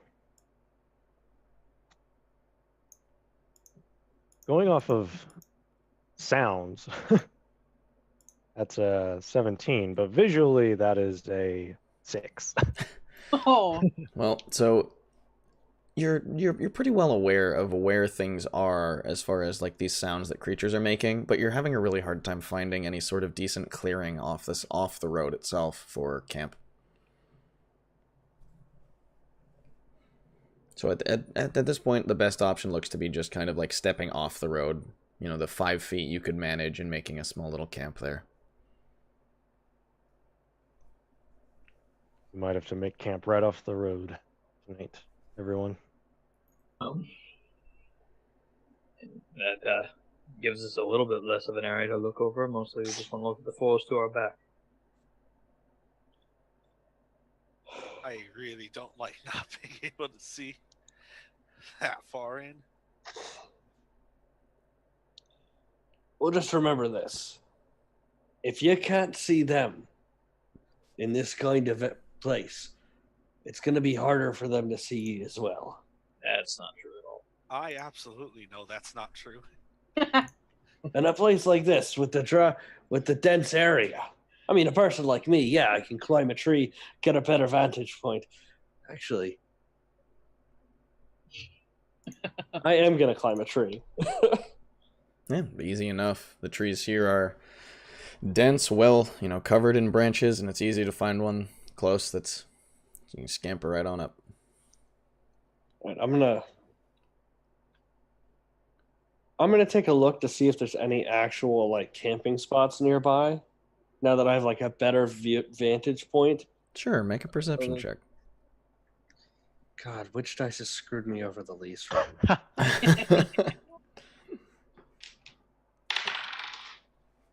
Oh, that's not bad. That's gonna be a 16. 16? Yeah, Yeah. I mean, looking, the area around you is particularly dense. It's even starting to encroach over the road itself, which you can see as you move farther into the Timberlands. It does do that. The canopy, as it increases in height and size and density, actually covers the road. But from where you are here, you can see that maybe 100 feet down, maybe in a 50, 100 feet into the forest itself, there looks to be a clearing or an area where there's a lot less trees. So I'm gonna slide down. About 100 feet down, 50 to 100 feet in the forest, there's a good clearing. Does it look natural?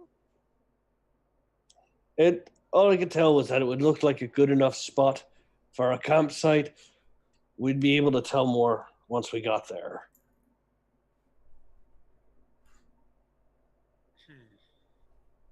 You said it was into the forest, though. That I did. I'm gonna look to the others. Is it? Are there anything in the forest that might be especially territorial? I ain't no landlubber, lad. I ask Malcolm, since I think he might be someone who might Yeah. the best possible. Deferring to DM on how much Malcolm would know about that. Certainly there would be. Yes, there is actually quite a number of creatures that could be territorial in the forest.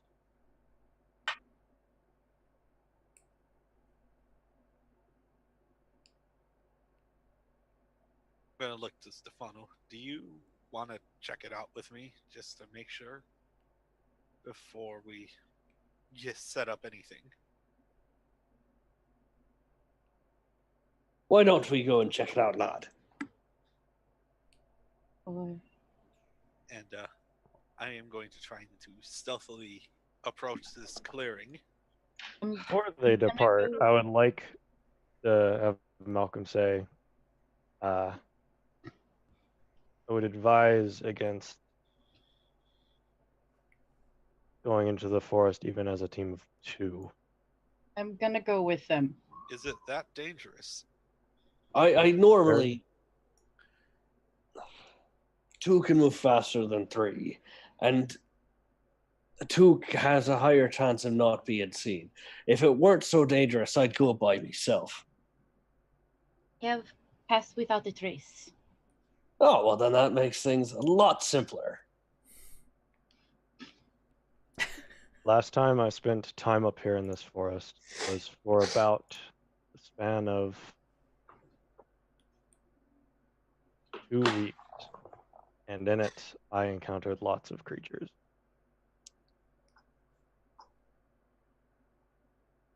Well, would it be safer for us to go to this clearing, or do you think we should just stay by the road?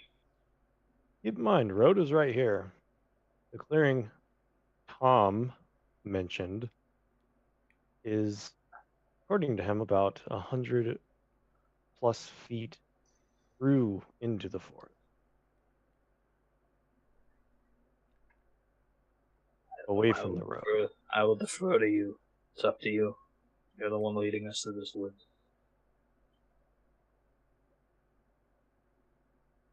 Well, personally, I'm feeling a bit curious, so I'm gonna, even if it means climbing through the treetops, gonna see what's over here. And if anything happens, I'll be able to signal you guys that something's gone wrong. I think if we just don't come back, that will be sign enough that things went wrong. Yeah.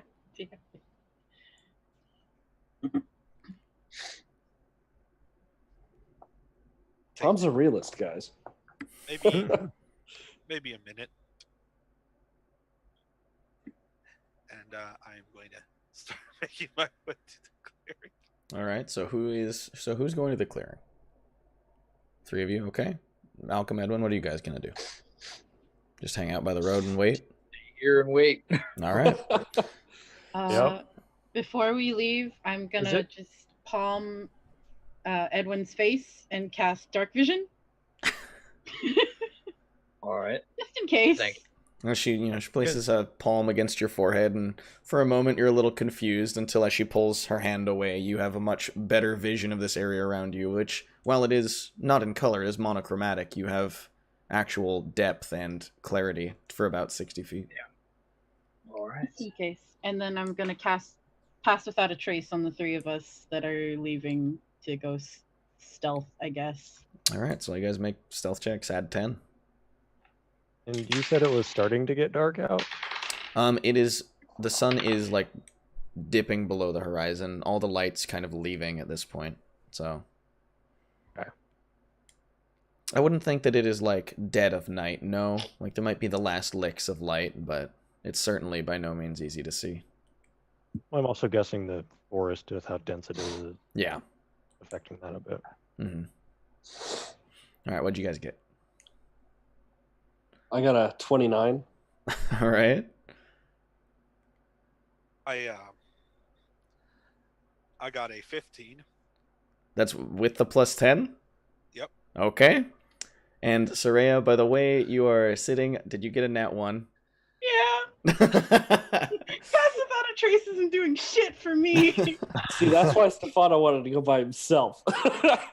Yeah, but without it, you would have just gotten a 19. You would have got Oh, a 19, that's the Tanith would have had a 19. 5.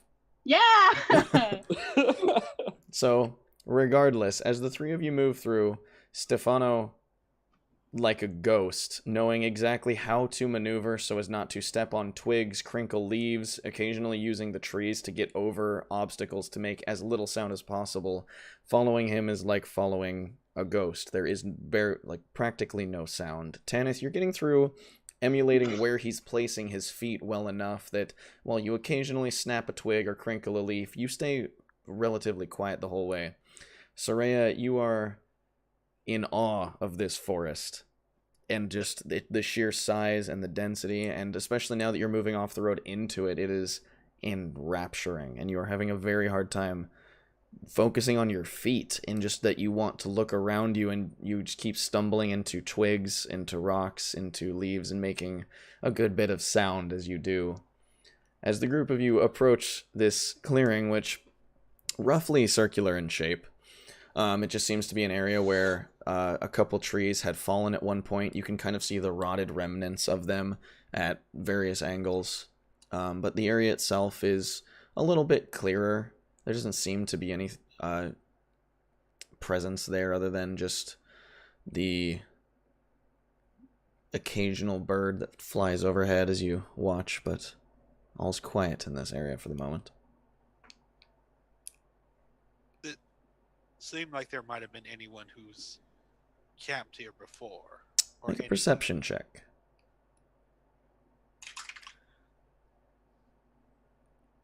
Okay, I believe that's in 18. 18. So from, just looking from the edge of the tree line in here to see any like footprints or perhaps a fire pit dug, there is a good mixture of presence in this area. Being, from what it seemed, the only clearing in the area, it has certainly been used by something. It looks like perhaps something might have been a fire pit. There are definitely marks from animals on some of the trees around the area. In the rotted kind of shells and the stumps of the trees that broke and fell over, there are certainly marks of where animals had either at one point or still occupying made nests or just clawed into the trees for whatever reason. But nothing seems to be present, but there are certainly marks of the past. I would like to say, for just clarifying sake, Stefano is perched up in a branch, bow drawn, arrow notched to it, just in case anything does happen. Sure. And I'm gonna take a look around to see if there's any animals or people. I'm essentially looking for an ambush or any. Yeah, ambush. Sure. Make a perception check. That's going to be an 18. An 18. Looking around, while you certainly, you catch occasionally the gaze of a bird that's kind of flittering over the area as it perches in a high branch, or see the trail of a rodent as it runs through, bending the grass. The area itself seems clear of anything larger than that.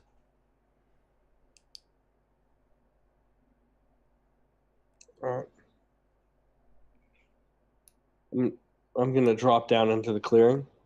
Okay. As you walk out, you get a better view of it, and you just see it's this slightly hilly terrain. It's by no means flat. There's a couple mounds of just where the earth is a bit raised behind where these trees have collapsed, and there's this littering of just refuse from leaves, bark, broken branches, all these things that have kind of scattered and fallen from the surrounding area into a relatively still clearing that is roughly circular, maybe 15-20 feet long, 10-15 feet in the other diameter. Gotcha. Well, what do you guys think? Does this seem like it would be a good campsite? I can't see anything lying in wait for us. Looks like there's been people and animals that have used this place before. It makes me just a little nervous. The last thing I want to do is set up a camp in something's roaming area.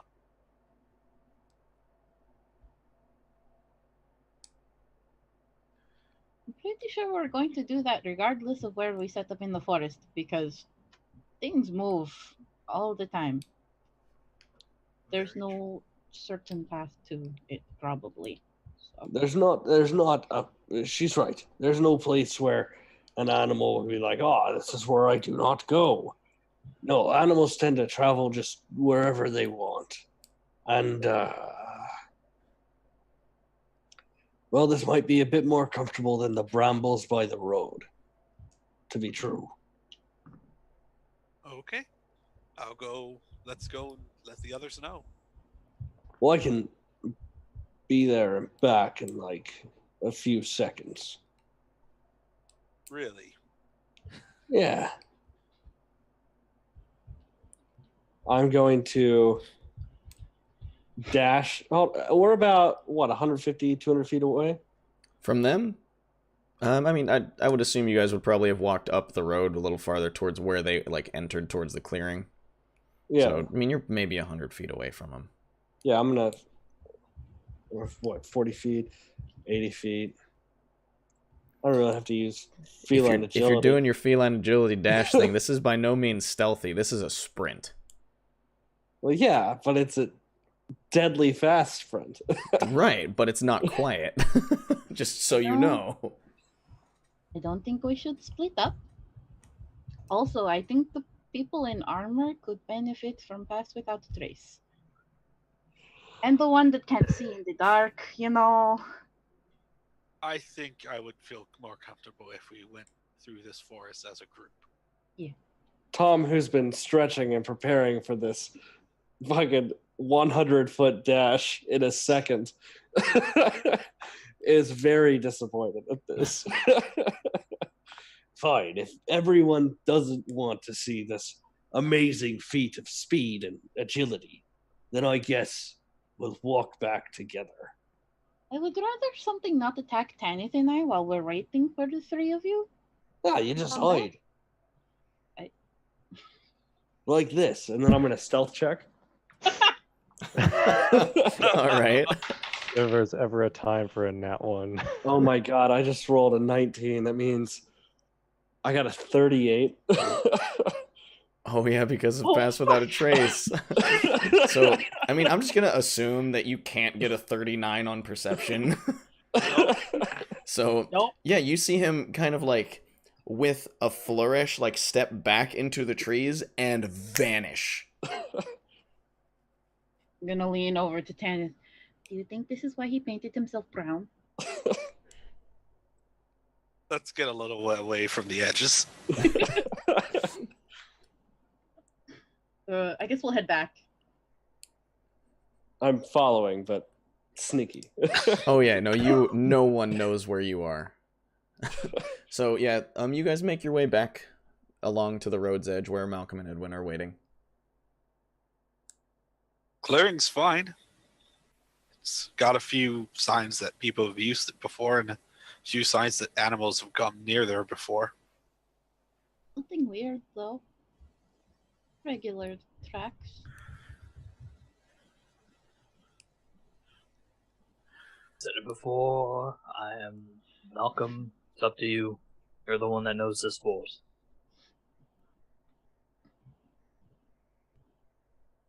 Well, if everyone would feel more comfortable in the clearing, we can go to the clearing. All right then. Make our way towards the clearing. So I will say I am going to be blind. I will hold Malcolm's hand. You know what? I'll hold the other one just so he's not like waving or. Oh no! Wait, you probably have a gun in the other hand, don't you? Uh-huh. Okay, never mind. You reach out, feel cold steel. Oh, God. Never mind. I will hold Malcolm's hand and help guide him to the clearing. I'm still following sneaky like. Oh yeah, everyone makes it back to the clearing with no sign of Tom. Fucking near impossible stealth check. Oh man. He's here somewhere, hopefully. Probably. I'm going to I'll wait till we get to the clearing. Yeah, no, you guys are there. It was easy enough. Is Tom gonna come out?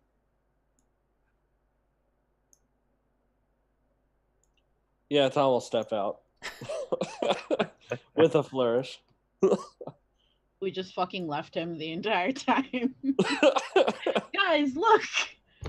Guys? Oh, a kitty.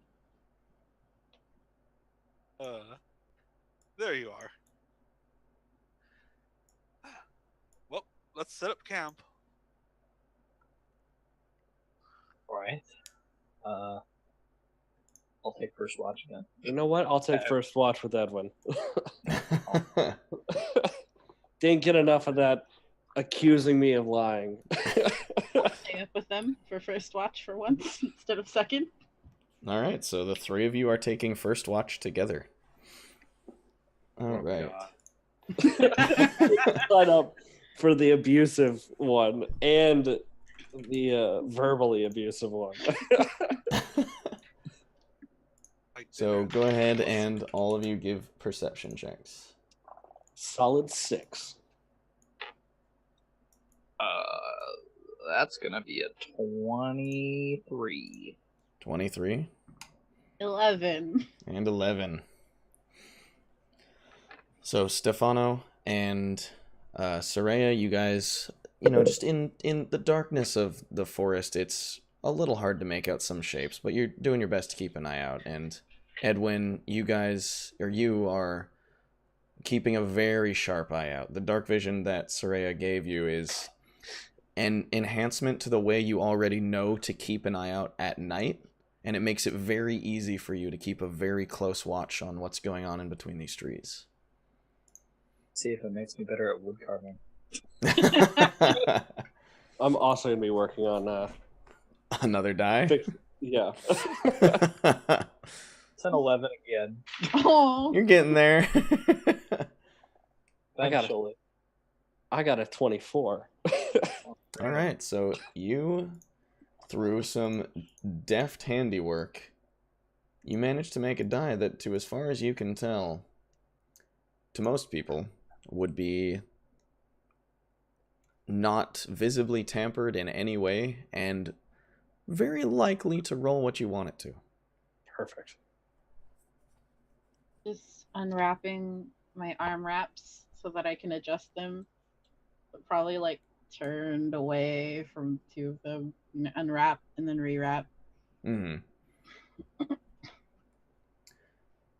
Not making eye contact with Tom anymore. So are you guys just going to make your camp in the center of this area? Are you building a fire? What are you guys doing for the actual camping part of this? I don't think we need a fire. No fire? No, just... I mean, I have dark vision, so I wouldn't really care for a fire. All right. It'd probably be nice to be up against a tree and not just out in the open where everything can come at us at once. Stefano is definitely leaning up against a tree, fixing his dice. Okay, and then Malcolm and Tanith, where are you guys sleeping? Just in the center of the clearing, away from the tree line? Or... Honestly, we probably all would have stayed in a group Okay. near each other. So just in the edge of the clearing itself, towards the tree lines itself. Okay. Gotcha. At least that's what Malcolm would have done. I don't know about Kenneth. Tanith just stares off into space for 4 hours. Heavily unsettling Stefano every time. This time, he's turned away from his group, Okay. You learned. facing the moon. All right. So, your watch goes off without anything unusual happening. The sounds of the birds, sounds of the small animals, the shifting of things in the trees. You keep a close eye out and check, moving 5 feet into the trees whenever you need to, just to make sure nothing's getting too close or causing a disturbance, and it all goes without issue. As you move late into the night, you all shift, and Tanith and Malcolm are woken up for their turn. Perception checks, please. Good. Malcolm can't see, so he's using his hearing. Right. So give me. So roll once, and that'll be for hearing regardless of what it is. But then roll a disadvantage for sight. Okay, because I would have advantage on hearing. Right. So you'll just roll twice, and whichever's lower is your sight, and whichever's higher is your hearing. Yep.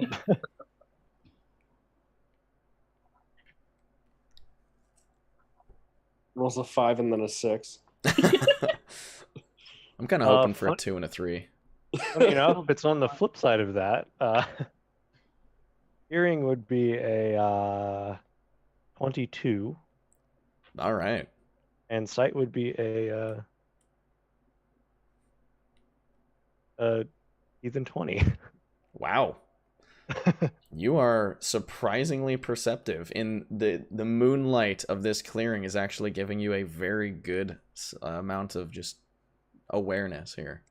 I rolled a 12. Tanith got a 12. You are just fascinated with being in the trees somewhere that's much more like home than a lot of places you visited. And that's definitely keeping your attention. Which This is nostalgic. Malcolm, as you are sitting kind of like looking out into the forest, and as you hear this kind of beginning of like a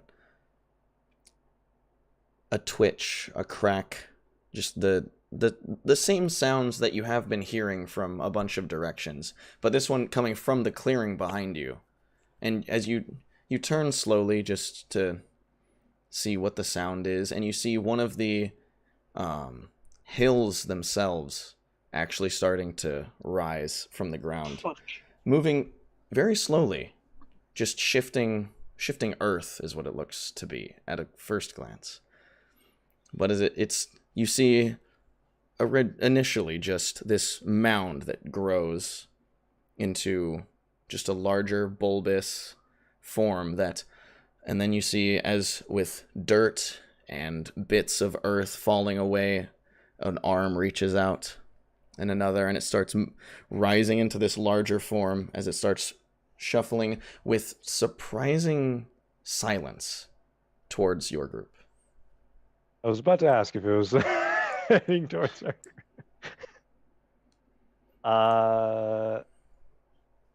Malcolm's gonna ready his pistol. He's gonna kind of like, I don't know what Tanith is doing right now. Did I notice this as well? You did not. You are looking out at the tree line. You know, I've missed this. It's got a bit homesick, I'll be honest. I'm gonna. Is Tanith like within arm's reach of Malcolm? I'm asking Tanith that. I've stopped in my tracks. And is that to turn around? I'm assuming that was a roar. Oh no, that wasn't me. No, Oh, I I'm thought that was- sorry. no. Someone was seriously- passing my street. You're My I bad. seriously No, thought you're that was totally- the issue. That was totally good. I was just Sorry. gonna like slowly turn around. Sorry, I'm a bit hungry. I Yeah, didn't the even only fucking sound you register hear is, it. He said something. So Malcolm is going to kind of like tap Tanith on the shoulder and then move his free hand like over Tanith's mouth. I'm assuming that because I have dark vision, I can see this thing clearly. As you turn around, yes, it is a very easy sight. And I'm gonna motion to wake the others.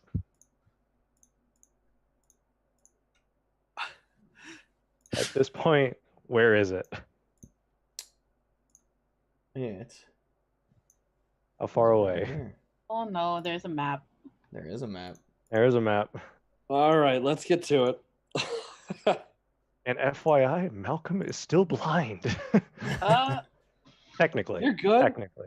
Or- You're good. We got this. Feline agility will save us. Me. So go ahead and arrange yourselves just in that little area as you would be as you slept or kept watch. Okay, I cannot move me. I can't move me either. What the? Me either. Yep. Roll 20. And I'm guessing. You have to link the tokens. Yeah, it's every okay. time you shift to one of the different maps or whatever, you have to redo it. I'm Okay. going to take Learned the that hint the from- hard way. We are huge. Well, on there's this. a way you can actually link it. You have to, on the character sheet, press edit and then link the token, and then you have to drag and drop that character on, and that'll save the token. I see. Well, I'll do that over this next week then. I can just do this real quick right now. Fucking hate these things. What do you mean? You don't know what this is? Sure. Kimmy hates them. I will, Her sorcerer. Just used one of these things. I am going to take the hint from Malcolm to not just make the loudest sound possible to wake everyone. Hey, No, that's well, rude.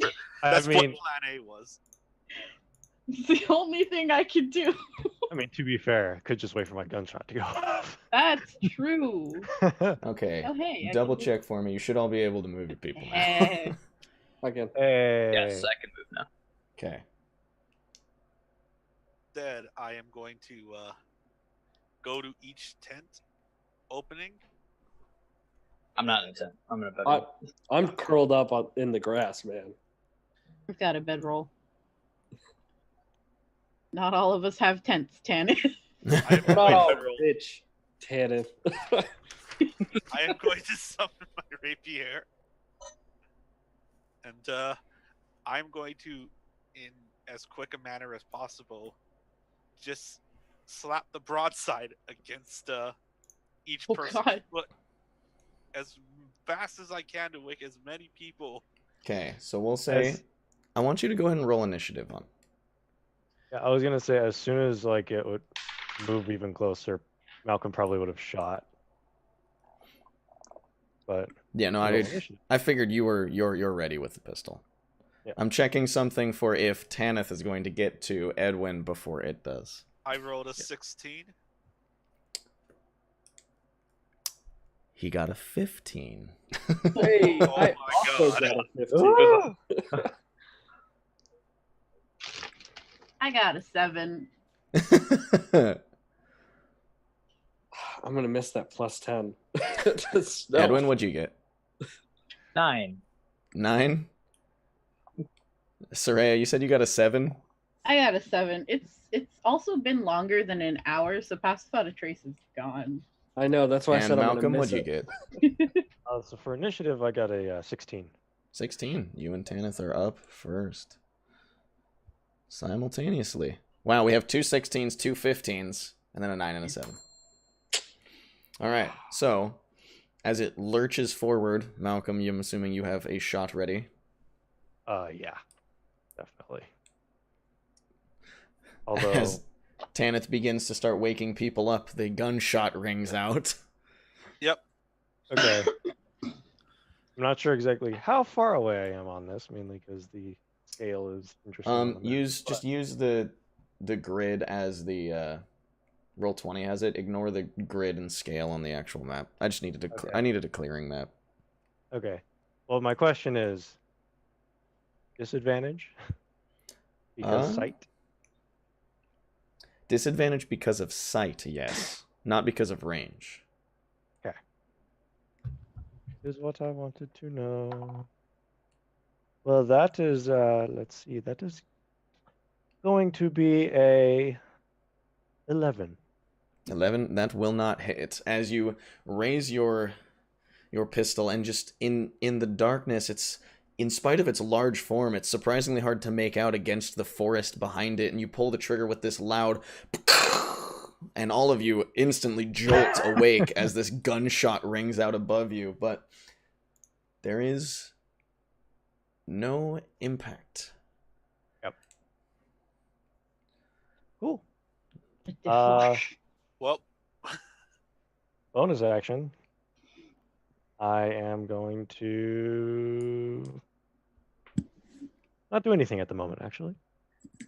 All right. Would you like to move? So, you know what? Bonus action, I will go ahead and attempt a palm pistol shot. Go as for it. well. Also at disadvantage. And Stefano, Soraya, and Tanith, you guys are all prone at the start of your turns, Oh, I'm just As- going to disappear. as you were sleeping. Well, Tanith wasn't sleeping. yeah. Right. So Tanith, you are seated. So that's a 13. 13 does not hit. The second Oh, pistol God. again rings out wide with this loud crack as you just in a haste try to fire off these two shots and can't actually land one into its form.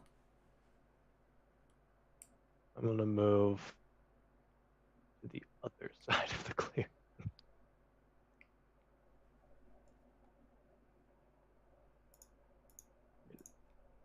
Yeah, sure. Oh, snap me to that grid. All right, Tanith. Well, getting up, I'm assuming, is going to take half my movement. No, you're not prone. You're fine. Ah. I forgot that you would not be prone because you do not sleep like a regular person. I'm assuming this thing is very close towards us. Yes, at this point it is maybe 5 feet away from you. Which, yeah, as all of you are awake and you see where these like tracer lines of Malcolm's gunshots fly out, you just see this hulking, writhing mass of earth and just moving towards you in this slow, like. Well, I know that at least Malcolm needs to see where this thing is, so I'm going to try to use firebolt on it. Go for it.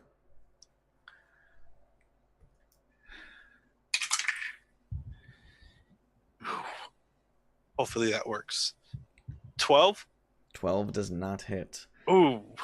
As you raising your hand and in that just initial grogginess as you come to your senses, you quickly reach up to fire out a bolt and it goes wide and you see it slam into a tree behind it, sending sparks off into the forest.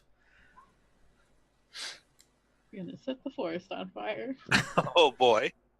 That's not good. You don't see any forest fires. You're okay. Magical Ed- fire, guys. It's okay. Get I'm him going to out of try and our get in way. front of Edwin from this thing since he's prone and I'm not. I don't know if that's possible, but I'd like to try.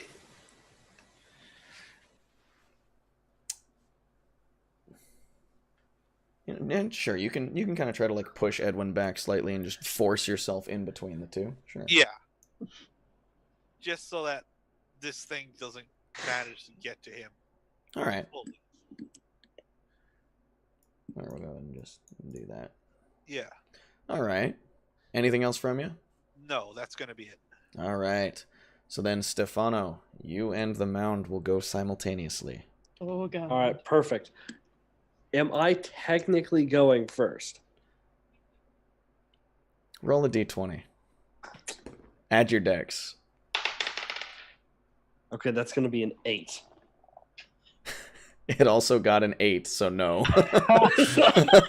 Well, damn it. So that means my I don't get advantage against this thing. Okay. So here, get ready. I have a plan. So it's half my movement speed to stand up. Yes. So then I am going to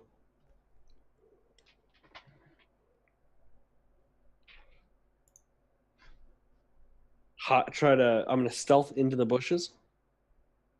Okay. Go ahead and throw a stealth check. You know it. That is going to be a 21. All right. And move yourself wherever you'd like to be. It's gonna be in bushes, so it's gonna be just here. All right. Well, no, I'm here, just like moving deeper, a little bit deeper into the forest, Gotcha. and then I'm gonna fire off an arrow. Do it. Wait, hold on. There is an ally within 5 feet, so perfect. I would need to hit though, and that's gonna be. You guys ready for this? It's gonna be great. That's gonna be a 14 to hit. 14 will just hit. Oh, thank God. Okay, so with that, that's gonna be. Short bow. 76. That's my sneak attack.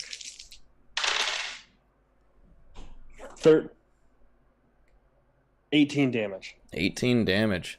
Almost All 10 damage. right. So as you slink back, drawing an arrow, you knock it and fire, and you see it impact. And rather than just as in practice, you have fired arrows into targets and missed, hitting the dirt before. This hits with a much more solid impact than it would to something that is just made of earth. And as it lands, you see it writhe for a moment with this as this gurgling guttural sound emanates from this form, and you see it like rise forward, lurching towards Tanith, who is now in front of Edwin. And that will be a 24 to hit and a 10 to hit. So 1 hit to Tanith for, that's going to be 8 damage.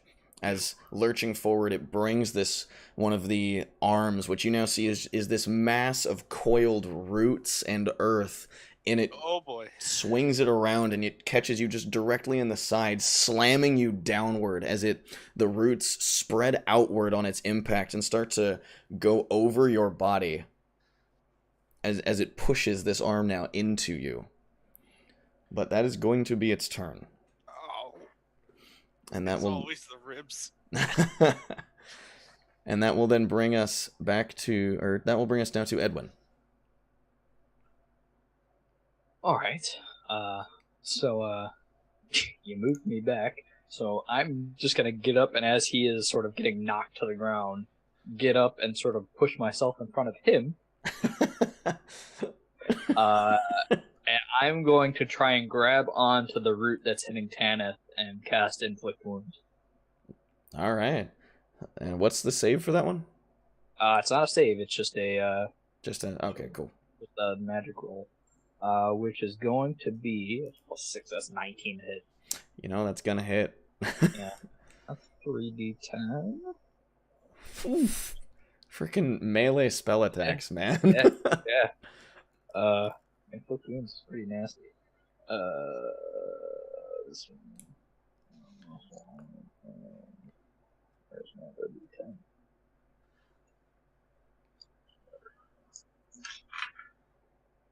That's not good though. That's good. Alright, that's gonna be 16 damage. All right. So as you stepping forward, you place your arm against the mass of root and earth that is starting to grasp Tanith, and with this flash of this light from the underside of your palm, you see the earth start to split, the roots tear, and it rips the appendage back, and you see this mass of just chunks of it that start to fall off in its motion. As it swings it back, it breaks to maybe 2/3 the size it was, as this forward bulbous appendage swings towards you, and you see what appears to be what might be a head of some sort, this maw, this opening that just turns towards you and drops with this.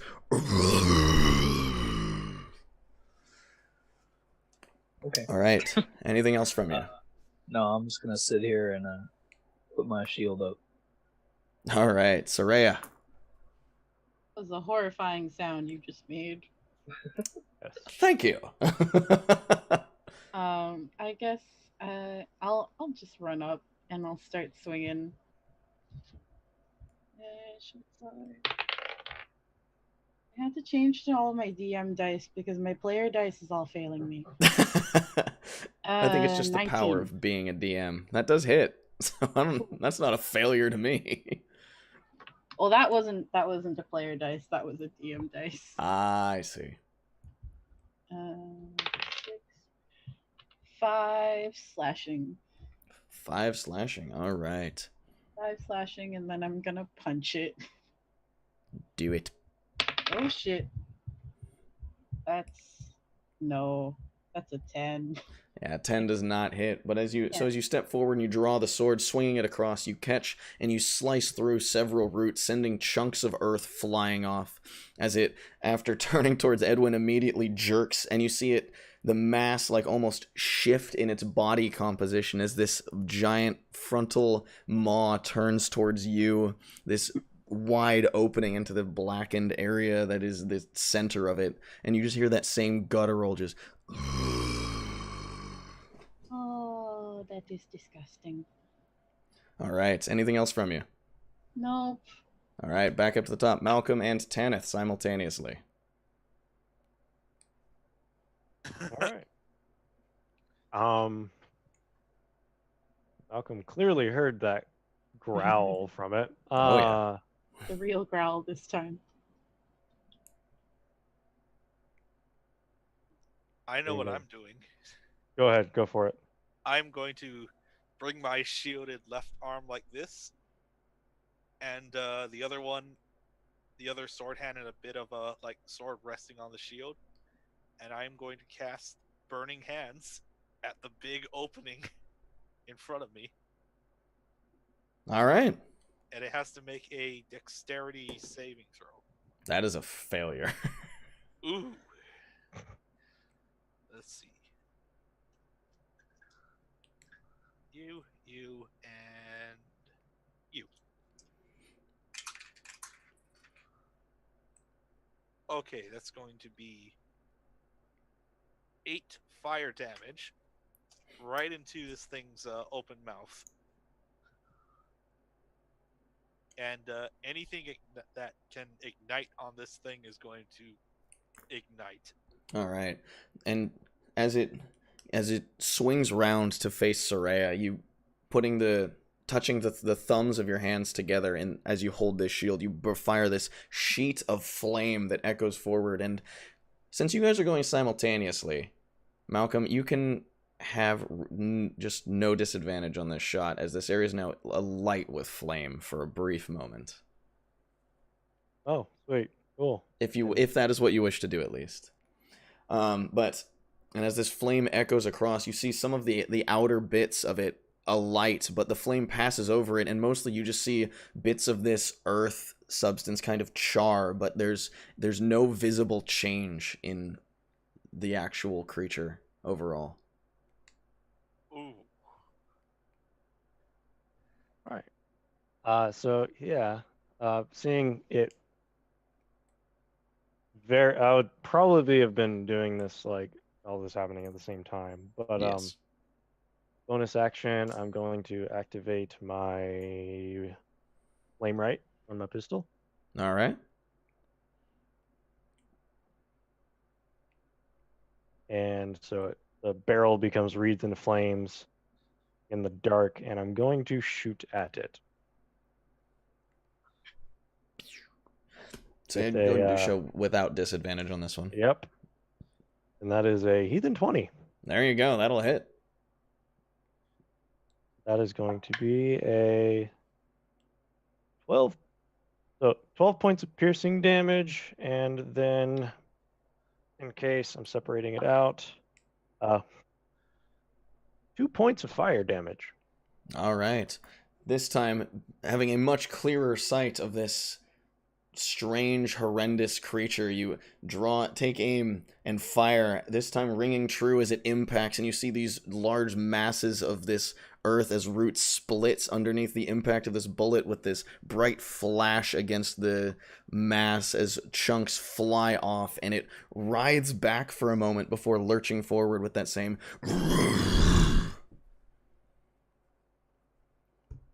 and anything else from you? I'm just gonna move over there. All right. Stefano, you and the mound now simultaneous. Perfect. So I'm gonna be doing what Stefano apparently does best because I want those high attack rolls. I'm going to run a little bit up a tree, backflip off, fire an arrow, land on another tree. All right. Stealth. Let's go ahead and make your acrobatics check, sir. Let's do it. I swear to God, if this screws me. Oh, it didn't. That's going to be a... God, I'm so bad at math right now. 23? All right, you can do so without disadvantage. Perfect. You know, one of these days is going to backfire on you. God damn it. I got a 10 to hit. So in your acrobatic feat, you manage to fire an arrow cleanly, but not accurately, as it flies overhead, sinking into a tree behind the mound on the other side of the clearing, as you land safely in the tree, just on the other side there. And now I am going to stealth. All right. That is a crit fail. Stealth of 1. As you land, you hear this loud snap as the branch, like, bends underneath your weight. It's pretty much announced to everybody here where you are. Damn it. Anything else from you? Nope. All right. The mound will make its attacks against Soraya this time. That is going to be a 14 and a 13. Sorry, I forgot I muted myself. What, 14 and a 13? Yes. No. Neither of them?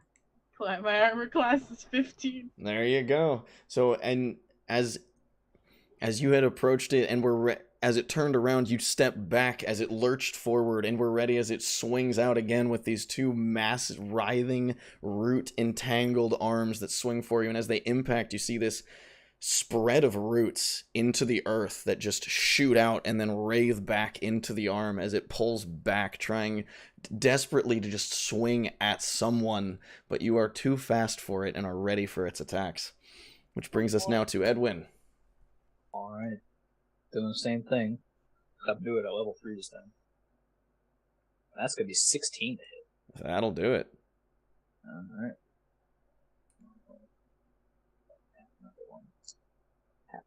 Alright, dude. That is not good. Good God. 10 necrotic damage. Oh, jeez. A possible 40.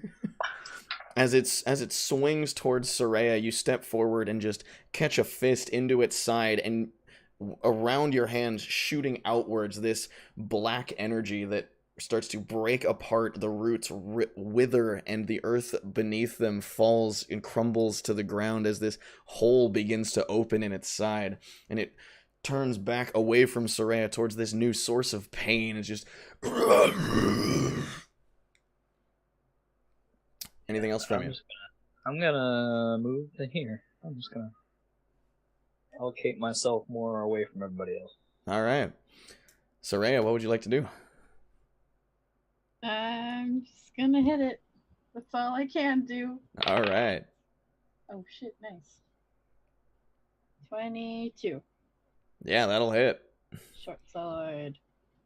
For once, I would like to get that on like a punch attack. That would be nice. 3 slashing. Not 3, sorry. 9 slashing. I can't count. That's a little better. I was thinking of the bonus. I'm gonna punch him. Maybe. Hopefully 17? Yeah, that'll do it. Sweet. Finally punched something. Uh, 5 5 more. punching damage. All right. So you bringing the sword forward, you slice through, splitting the roots all along one side, and following it up, you bring the fist round, driving in with a flat palm that sinks slightly inward. You grip and rip a section of this earthen torso outward, tearing this chunk of roots forward and throwing it behind you. It is soggy, wet earth. Oh, gross. All right, back to the top. Malcolm and Tanith.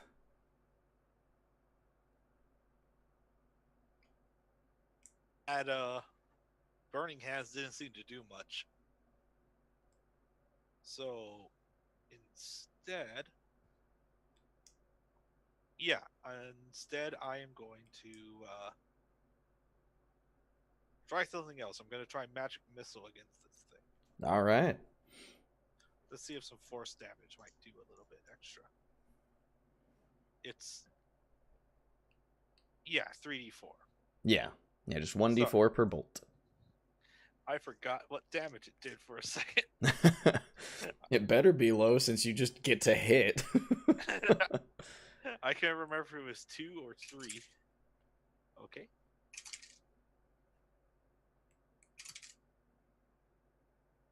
That's 5 force damage. 5 force damage. As you raise your hand, three bolts, one after another, go forward and slam into it, each one breaking off these chunks of earth and tearing into the roots that are holding its frame together, scorching the grasses that adorn the top of its body. It writhes against in pain as each of these impacts slams hard into its body. And then I'm going to use Action Surge and make an attack against it. Go for it. That's 13. That one will not hit. In Damn. trying to follow up your spell, you swing the blade round, but in its writhing in pain and jerking back from you, it manages to evade the swing as you go forward. Anything else from you? That will probably be it for now. All right, Malcolm. All right. I'm gonna shoot at it. All right. And you will do so at regular because you are flanking. So advantage and disadvantage, so... Ranged don't have flanking. Yes, but I want to give this to you. Okay. At this point, I want to give this to you. I mean, so just a straight roll, Yep, just to confirm. That's an 18 to hit. that'll do it. 10 points of piercing and 4 points of fire. There we go. All right, another impact as you have stepped around to behind it, pulling the trigger. The bright flash from the barrel of the gun as the flame-wreathed bullet impacts into the back of this creature, alighting some of the grasses that adorn its back on just as flames begin to spread up its back and shards of earth tear outwards. What else from you? That'll be it, though I will ask, do I have any idea on what this creature may be? Like if it has relation to This does not have any real relation to your specialties. Okay. Cool. That's it. All right, Stefano. Get ready for this. All right. It's going to be sweet. All right, so I've been thinking about this. So what I want to do is I want to hop essentially from tree to tree using cunning action to stealth. Okay. So that I'm all sneaky, like a good rogue should be. So I'll have you make an acrobatics check for that first. Perfect. Not so good. That's only going to be a 13. A 13. All right. You do successfully go from tree to tree, but it is by no means an easy endeavor. Gotcha. Now here's the stealth. All right. That, holy shit, I need to change dice. That's going to be an 11. All right. That was almost a crit fail. And then, does this thing look wounded? It is hard to tell, being that it is a just writhing mass of earth, roots, and grass. But I mean, it certainly looks like you have hurt it. Yes. That's all I need to know. I'm gonna jump on top of it and stab down at it with my dagger. All right. This is gonna be how many enemies can Stefano stand on top of? God, please, don't screw me. Oh, thank Christ. That's gonna be Heathen's 20. All right. All right. So you go ahead and you leap forward and. All right, I can't just put you like that. So you manage to land mostly on top. You're kind of hanging onto the side of it, but your hand is grabbing a hold of like roots and earth on the top and keeping you at least like from the waist up held above the top of this thing. You're kind of in between like its arm and it's I guess what seems to be the equivalent of a head, even though it's mostly just a large mouth. You're kind of like in between those, like wedged in, trying your best to do something on the top. Gotcha. I'm going to stab down at the top with the sole purpose of pulling while doing damage and pulling myself on top of it next round. All right. So let's do this damage. That's shit. God, that's going to be 13 damage. 13 damage. All right. As you leap from this tree and find your purchase, when you bring this dagger down, at first you are farther along it, but as you land, the weight of yourself kind of pushes you backwards, and it drags this dagger in a line across the top of it, splitting several of these root systems, and you see the earth near at the base of its head begin to start to crumble and fade. And now it is its turn, and I need you to make an athletics check. Oh, you know it. Oh, wait. Can I acrobatically make this athletics check? I'm going to say no on this one. Oh, that's only an 11. An 11.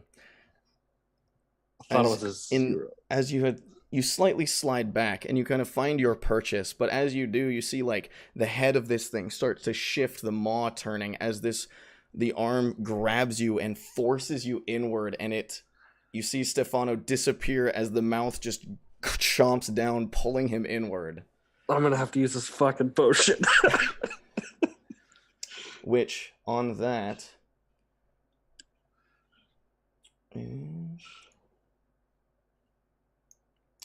it starts to run. It turns and it moves the other direction. So that is Edwin, Tanith, Soraya.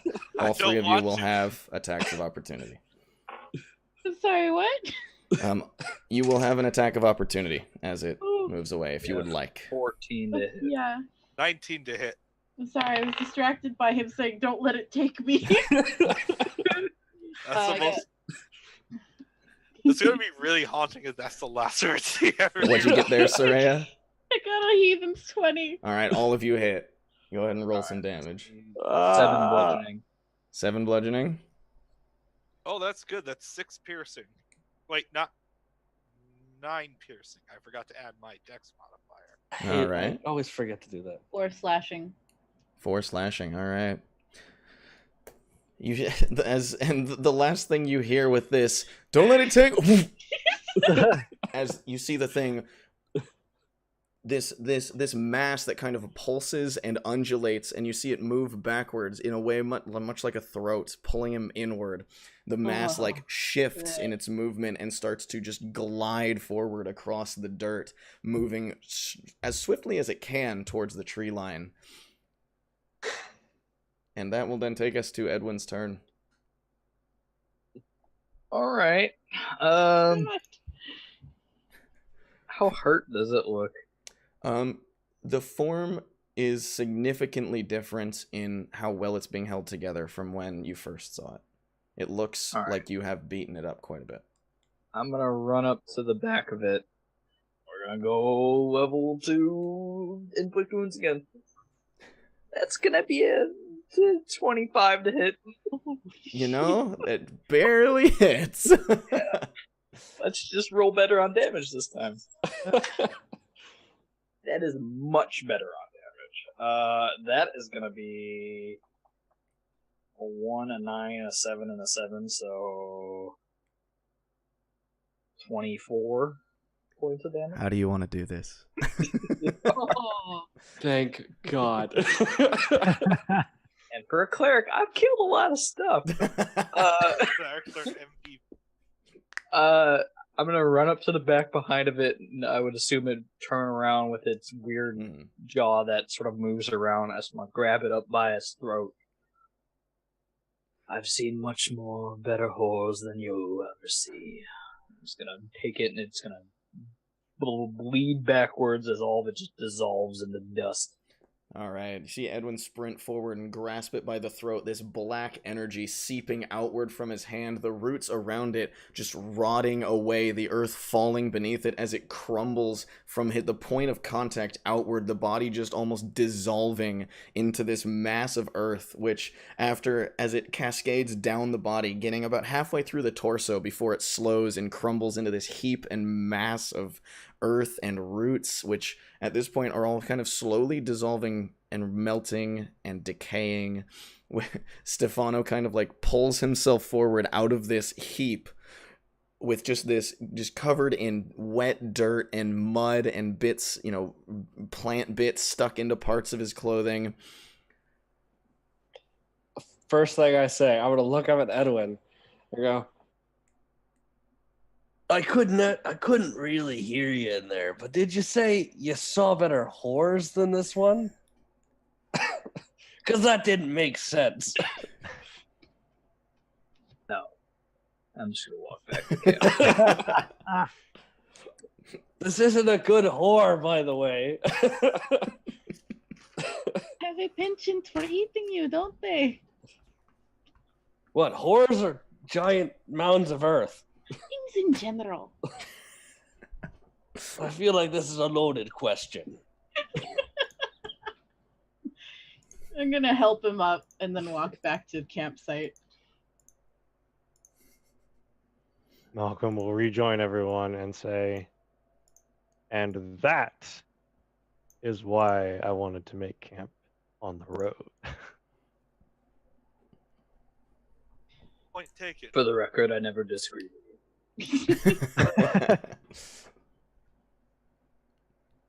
Oh man.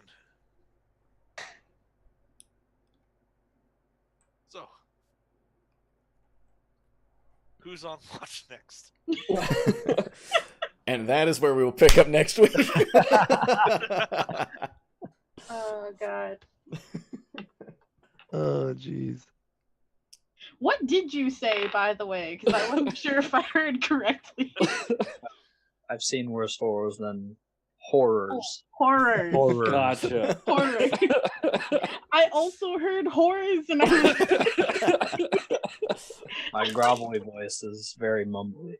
what kind of whorehouses has Edwin gone? You learned something kind about clerics Edwin go to. today. A very inclusive one.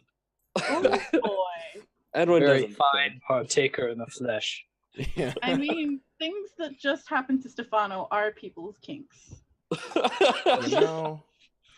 You're not wrong. Stefano doesn't enjoy any of it, by the way. That's a lie, and you know it. I was about to say Stefano might not. But Tom, on He the doesn't other realize it. He doesn't realize it yet. But But he actually enjoys it very much. He's gonna get to Whitestone and just be like, do you have any whores that specialize in eating? Got a little sick there. Got the potion to make it happen. Oh no! oh no! I want to get rid of this potion. My plan was I was gonna see if there was like any small cracks or crevices I could get out of, just drink this potion to like climb out, and then have the letter say, "Well, I wasn't being stabbed this time."